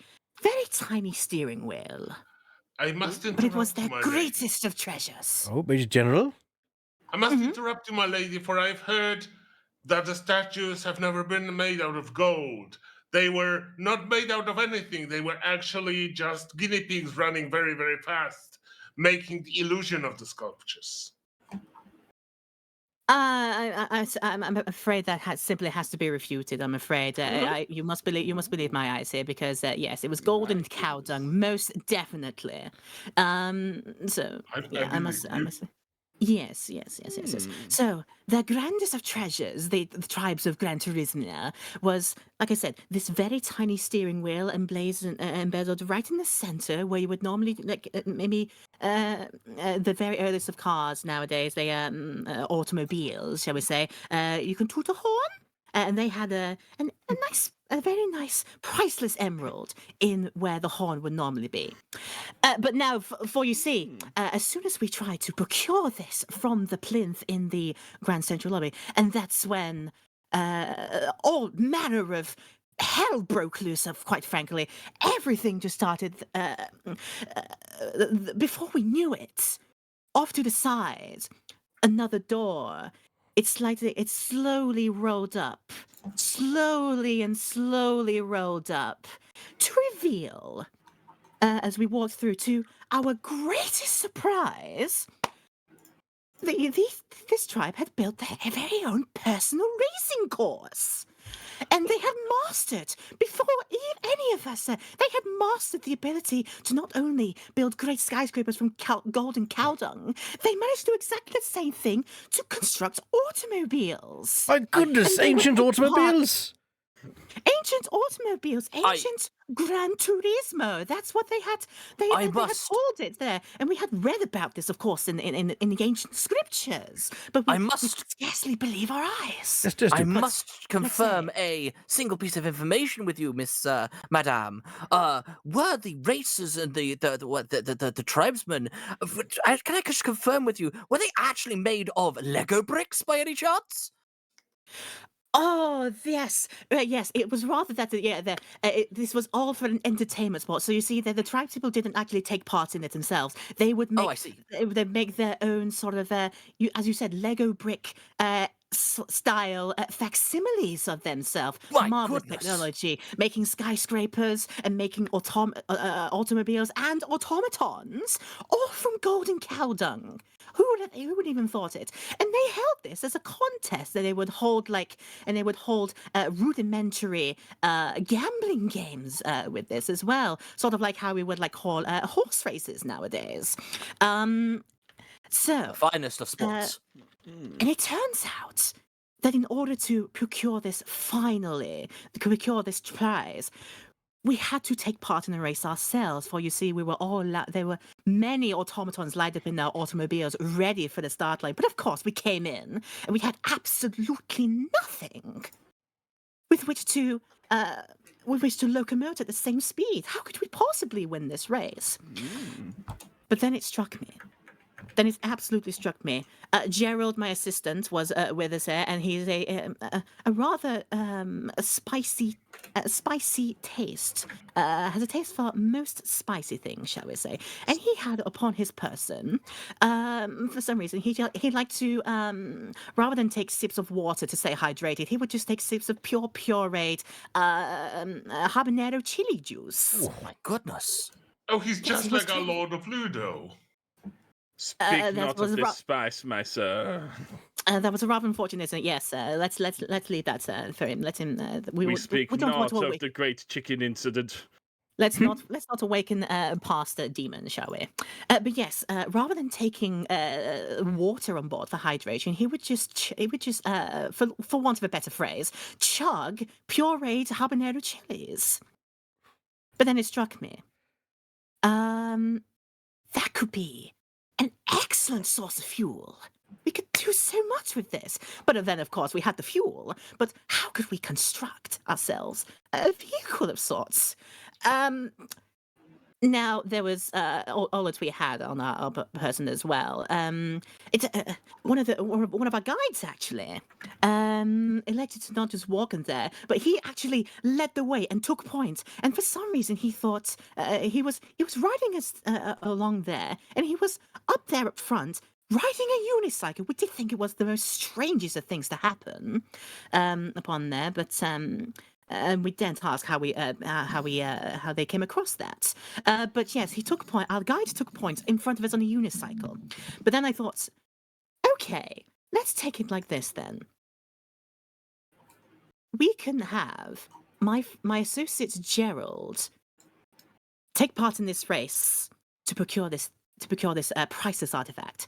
And what better way to give him the juice, the energy that he needed, and just say to him, look, if you just chug all of your leftover habanero juice, surely we all know that gives you such amazing stamina, as well as amazing trots later, but that's another point. Yes, rather disgusting. But no, it gives him incredible stamina, so we thought, a combination of that. I thought to myself, this is our best chance to have a go and win this race here. And thus the countdown, he got himself set up, unicycle propped up, and many a great swig of habanero chili juice he took, rather frightfully awesome sight to behold, honestly. How anybody can take that much spice is beyond me.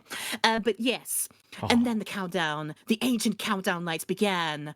Bwam, bwam, bwam, bwam, and often they went, and true enough to the tale, Gerald went out like a whippet, absolutely barnstormed out of the gate and took the first turn. You must have seen it there. You must have been there to see it. It was a brilliant sight to behold. The automatons, of course, the Lego automatons with their automobiles of cow, poo, and gold were absolutely no match for Gerald. It was an absolutely Herculean effort from the man, and 3 laps around was absolutely it was a trifle to him, honestly. He blitzed the competition, and that's as a result. Then, once we turn back into the gold skyscraper, of course, the plinth that had then disappeared once we tried to take the artifact, then reappeared, and thus we were able to abscond with probably one of the greatest prizes ever: the steering wheel of Gran Turismo, and it is one of my greatest achievements. It is a great sight, and it brings in the masses at the local museums and the traveling fairs.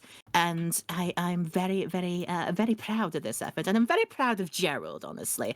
God bless his soul. There were many more experiments later, and unfortunately, he is now permanently hospitalized by this point. Unfortunately, but we must applaud the efforts of my friend Gerald and his incredible tolerance for habanero juice. Yes, Mr. General?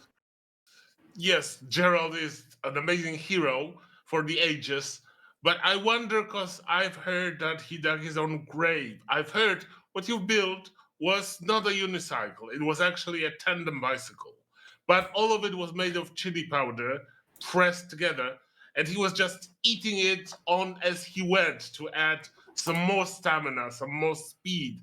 And he ate it until it became a bicycle and then a unicycle by the end. Yes. Rather than I have frightfully forgotten the tale. For another one of the guys had a full tandem bicycle upon him, and they were also taking point. In fact, they were bringing up the rear guard of our expedition. You see, and yes, quite indeed. So rather than the unicycle, yes, of course. Yes, we took this. We took the tandem bicycle, and then Gerald, took his swigs of habanero juice. I mean, we also thought for the trip as well, and to keep his staminas up and reserves, keep them up. Yes, we gave him like compressed nutrition blocks, but laced with habanero chilies, laced with pure pasking extracts. Just he could have like several of those nutrition blocks around as he raced around, and then as well laced it onto and constructed many parts of the tandem bicycle as well, so that to give him extra oomph along the way, an extra set of pedals, and one of the wheels, of course, was made of this compacted chili powder, as you quite rightly say. And so, in order to keep his reserves up, he was obviously running low at some point, so it wasn't entirely an easy contest for him, honestly. But yes, he would then decide at some point he would, take pieces out of his tandem bicycle and stuff them into his face to keep his reserves and energies up. And then by the time the race is finished, as he came around the final corner, we then found out that he turned his tandem bicycle into a unicycle as a result. What a tale. Now I have in my remarkable. Yeah, out of character. Now I have my head just like the scene from The Wrong Trousers, as Gromit is putting the tracks in front of him. I can see Gerald eating the bike in front of him. Huzzah! One last time. Huzzah! Story. Right then. And now What a we're tale. going to quickly go around. We're going to start from... Well, we're going to do it clockwise. We're going to start with Madame Lauren de Patel de la Fleur de Toilette. Which story do you believe was the best? Again, a fantastic regaling of tales from everybody at this table, and this has been the most frightfully, most enjoyable night out of all of you. Let's throw my winnings over to someone truly deserving. Of course, all of you are deserving, but I feel like the one that truly deserves the prize today would, of course, be none other than the one who I inquired about in the first place. I shall give my winnings to Mr. Kriskovskli. Bunt Frosting. Take my prize, Mr. Huzzah. Very kind of you. Fantabulous. There we go. Fantastic. I myself, I believe the tales that have all been told were all amazing, but the one that tickled my funny bone the most must have been from you, Duke Rathbone. It was a tough decision between both dukes, but you made me laugh the most, Miss Rathbone. So that is the best story I've heard.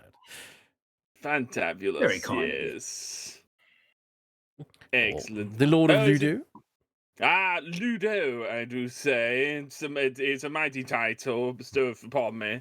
And I of course, have inquired muchly, which leaves me with not too many winnings to even speak of to impart. But I will impart them upon someone who I just found rather amusing to have figured out the scorching underwater. To you, Duke Torch Dewington of Olcaton. Muchly obliged. A threepence for you, which would also put us across the finish line of getting to 4.6k if someone could. Indeed it would. Come on now, someone out there with even a threepence. Little bit. Put Kevin to work. Kevin! A little diddum, shall we say? Just a little diddum. I will threaten you with a penny slight again. smidgen of a crumb, good sir. Duke Winston. Right.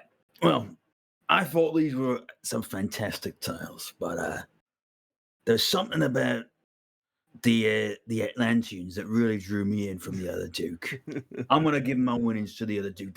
My dearest condolences.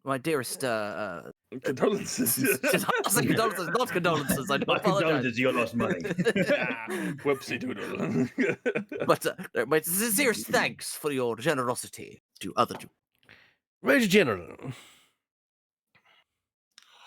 Yes, I enjoyed all of your stories, but I must say my vote goes yet again to a wonderful story from Madame Laura de Patel, the Fleur de Toilette. Goodness.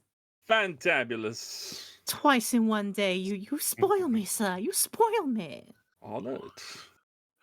I was moved by the story of winning the Gran Turismian race. Well, I'm sure you'd be certainly moved after you've heard all that. Certainly and definitely. Duke Charles Dewington of Vulcan. Now, I will admit, I did retreat very briefly from when I was here, when the other Duke was in the tale, so I did not catch part of your tale. I do apologize, Duke Rathbone. I did catch the end. I did hear of the grand eldritch beast that you fought. Fantastic end to the tale. I just sincerest apologies for missing the beginning. So, but I will try and base this as nicely as I can and as fairly as I can. And the one that had given me the most fun and given me the most enjoyment is actually from Major General Dorian Fruit for the Pelican story. Exquisite. Very nice. Huzzah, good sir. Very nice. Huzzah and whatnot. Yes. Huzzah! And Huzzah to all of us. well, Yes. I can see it's going to be close. It's cutthroat. Yeah. It's cutthroat. Oh my goodness. I see the results. Oh my giddy goodness. It is Madame Laurent de Patel de Fleur de Toilette again. Hey! Oh my. Huzzah! Huzzah! With the two Dukes pulling up the rear in second place. Very nice. And in third place, it is also a joint between the Major General and the Lord of Ludo. And of course, me in the end with A nothing. mighty position to be in. Yes. Huzzah, huzzah. But I believe, Horatio, you did do a very good show on the first round. Oh, So- I am not disappointed. The stories were the true winnings today. They were Yes. absolutely Yes, yes, splendid. absolutely. Splendid efforts had by all your stories were immaculate. And with that, Fantabulous. I am breaking character and saying I had a great time with this. That was great. That was great. Oh, great. Yeah. Wow. It was Honestly, very wow. demanding, very taxing, but it was amazing. Did everyone enjoy themselves? Oh, of course. Oh, I yeah. had a great whale of a time. That's great. That was great fun. Ah, What a pick! What a pick for That- our Saturday jams. it's all it was always the initial like apprehension of, oh my god, who is it is gonna bring something up and what the hell are they gonna bring up? But Yeah. I felt like as soon as like the flow kind of starts, Yeah. once you break into it, once you start to establish like, okay, we're gonna base it in this bit and talk about it through this way, and then the flow kind of starts, and then it becomes not terribly easy, but yeah, it calms the nerves, and once you're in that flow, we were so definitely we more had a great confident time in the with in the Yes. second going. Yeah, I think we needed a Yeah. A warm up, yeah. round to Yes. kind of get ourselves and figure out what we were doing and where we were. But then the second round, The second round yeah, stories were like fantastic. all just great stories. The first round was Yeah. like, oh, they were good stories. Just that there was like trepidation in there, but you Yeah. guys in the second round were much more confident in like espousing your stories. Yeah, it's still, if we ever play that again on stream, we might want to do some sort of improv warm-ups first for like 5 Yeah, minutes. possibly. Mhm. Well, that's going to be. Hey, we've got a pound a penny from our very own Duke Winston Rathbone, who reached into his coffers. Duke. For, Reaching into his I have a couple of quid infinite lying around. pantaloon. Yeah, I am reaching into his infinite pantaloons now. I'm starting to suspect that Duke Winston Rathbone is the secret identity of the Fixer Man. yeah. You say such a We, thing. we This is cannot not real. confirm. We cannot confirm or deny. Never the, leave this room. What happens at this table must stay at this table. You must Say- understand. We do not speak of this again. Kevin, spin. Kevin, get off your ass and get off. Let's He doesn't play have an Spin ass. the Cabin. Spin the Kevin.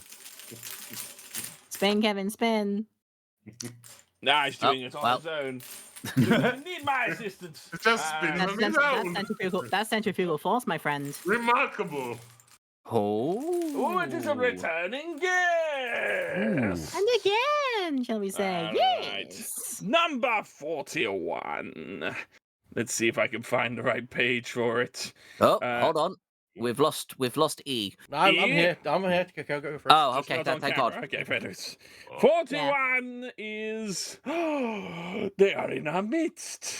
Oh. Two of our friends here are very. Have you heard of a game called the Lamplighters League? Oh my! Because two of our finest here, assuming the roles of characters here are, assuming the role of Major General Dorian Fruit, truly performed by the magnificent Burr, and Admiral Horatio Morgan Honey too, as performed by the now invisible Ebak the Cat. We'll be playing the Lamplighters League at Yes. some point. In And the funny the thing future. is, the Lamplighters League is not very different from what we are doing here. In, Oh. That's Really? great. That's love that. awesome. in terms of the setting and in terms of the visuals, it is a team tactics game, but it is very much Munchausen-ish setting. Excellent. Well, there you go. That you got that. Burr and Ebak playing Lamplighters League. Yeah, it's gonna be fun. I'm looking forward to it. Hell yeah. With that, we're gonna actually finish off the episode because we did run over a little bit tonight because we had stories to get through, and I think, and to be fair, they were too entertaining to say to people to wrap it up. So Yes, it's been damn good fun. We'll just say for any further spins, we've got our next spin is at 4,700, but after then, you get one every £50. So we're getting into Tombola drive. So if you'd like to keep donating, trying to empty out Kevin, then you can absolutely do so. There's So- still some really good prizes in there. Oh yes, Aren't they just? Aren't they absolutely. just? But BST yes. memes is 2 of them. Lemming and Shadow still have to do Rogue Trader. That's still in the tombola. Julia Bandicoot is still in the tombola, and we still have 8 entries. 2 of them are Scarf, because of course Scarf is he must wait for his. Yeah. And 1 from our very own Laura Petal. So yeah, I count on it. 7 total that we've got left. I may have let's see. So 1, 2, 2 There's no duos. few we can count them now. So 2 of mine, 1 of Laura's, 1 white, and 3 yellow. I should probably start counting these up. Steve War, not so serious. Bloop and Burr. Bloop and Burr. There we go. So if we go I feel that the last ball drawn will be Connors. It would be Pretty really sure- poetic. yeah, Pretty so sure we that's- haven't had Jesse's promise either yet. I will No, say. we No, we have. just No, we Jesse's haven't. was last- Today. Jesse's was Oh, last it's on night today. during Oh, that okay. Stream. Yeah. That is Yeah, that is something I've missed then. So yeah, Lemming and Shadow, 2 BST memes, 1 of them with Party Yoshi K, and then 1 with Julia Bandicoot, and then there's the 3 from Weirdblasters themselves. So we got a nice balance of all of them. If you want to make them happen, you know what to do. Get us a 5K, and you also get our 5K milestone. I say milestone, our 5K target promises. We got some good things on the way. So Get the Kevin to work. do it. Get Kevin. You're not done yet. We might get another spin yet. So, just a couple of things. I want to. This has, of course, been a special episode of Silly Voices Saturday, which we have, of course, every Saturday going on. I want to thank the cast for joining me, which the cast is Burr, Mist, Laura, and of course, there's me, of course, I'm part of it as well, but also our special guests, because they're not normally part of the cast, but they are also special guests on the show every now and then. Both Louis FW and Scarfulu, which, of course, Weird is currently in the current case going on our streams. I'm still in the boot with the Mint Imperials. That was last case. You're currently That was inside last game. last game. Currently painting, I believe. Look, Now I you're moved in in, the all right? now you're in the winter wing with the Mint Imperial. True. Yeah, still with the Mint Imperials, very much so. After the break, because I'll take a short quick break just to kind of fill my drink. I'll be delving into the Outer Worlds, which I'm looking forward to. And if you like today's game, you can pick up a copy of it. This is not sponsored segment, but I'm going to highlight the game. The Extraordinary Adventures of Baron Munchausen, published by Fantasy Flight Games and created by James Wallace. There's actually several variations of the game inside this book, and the book is written in universe from the Baron's perspective. So it is also a hilarious read. I do need to pick up a copy. I really do. Yes. And before you go, of course, I need to just a roundup of all of us just saying, Evac, well done, mate. Absolutely. Brilliant. Thank you. Clappers in chat. Or huzzahs in Now, chat. if you, Huzzah in chat. now the idea for it, if you really wanted to like hurry us up, like you'd see on over Ebac's over Ebac's camera, there would be a black thing that shows up and just says, "Please wrap it up." No, I think there is a better way to do it. Oh. Is there a I know what's cane coming. a cane comes out of side camera and just goes. Where yoink. is it? Where? Oh hang yes. on, there it hang is. on. Wait, no, it needs to be redeemed. Did you get it? Get on with it. Yes, get on with it. Oh dear me. It's not Silly Voices without that happening once. Well, we'll be back. So Silly Voices will return next Saturday with some more Ace Attorney. GameBlast is not over. You have the Outer Worlds coming from me in just a short while. And then tomorrow morning, things kick off once again with you, Miss Petal. What are you starting off with? Quickly. Some real high class bouts. Cuphead with crowd control. 11:30 a.m. GMT. Moving into Weird FW, doing what? We're getting suddenly sinful with Cult of the Lamb. My first ever time using crowd control. Another chaos. Oh, the chaos is gonna be beautiful. I can't wait. I was helping Lewis test it, and it's gonna be absolute mayhem. And then we have a really special showing from Scarf. We do. I'm going to be playing Fallout New Vegas with the randomizer mod. Yes. So I don't know what's going to happen, but some weird stuff is going to happen in Fallout New Vegas. You know, there's gonna be Ron Perlman. I know at least that, but beyond the Ron Perlman part, it's kind of all bets are off, you know? Then it'll be Sunday at the Sheriff's Office for Multiblast with Dell and Dawson Stationery Supplies. That's going to be Can't fun. wait. That's gonna be fun. And I'll be wrapping it up with Shadows of Doubt, so a bit of detective work in the evening as the final bout. So yeah, with that, that's been us. Partway through that as well, we'll make mention. Oh yes. My side as well with the Team Sega creators. I did a stream earlier this morning through Sonic Mania Crowd Control. Thanks for turning up for that and helping to smash the targets I set, which means when we do our very late Sunday night stream, partway through EBAC's Final Jams, that's going to be what I call the Night of the Chemical Plant Race. We're going to do the full 100 laps of Chemical Plant Act 1. Oh my. Have fun with that. Good luck with that. Yes, Also, I'll have a friend on board to keep me awake during it as well for at least part of it. blimey. So we'll be good. Holy chemical pants, bad girl. also, just reference, we were going to give something away during the Multiblast, but we forgot once again to do so. I was about to say, yeah. So what we'll do is, wouldn't you say, let's just give away 2 tomorrow in Dell and Dawson, Lewis, Yeah. so it just makes it easy. Yeah, you could do that. I was going to say, if you want to do an extra one during your stream, then they'd be more happy to. But yeah, we can save it for tomorrow. Well, the thing is, that'll be that, and it'll be one copy of that, and it'll be the Page's choice of game. Which, if anyone here has a PlayStation 4 would like it be in with an opportunity to get Kingdom Hearts Melody of Memory, this sealed copy could be all yours at Dale and Dawson. Giveaways every stream, usually, if we remember. Dear God. It's usually the Steam key game that we have. It returned to the desert, but we were a bit engrossed in story time, so A little bit. Yes, yeah. Slightly. That's Still, it. that's you're about to get one in the next stream anyway, so sign up to that. Do it. Come on.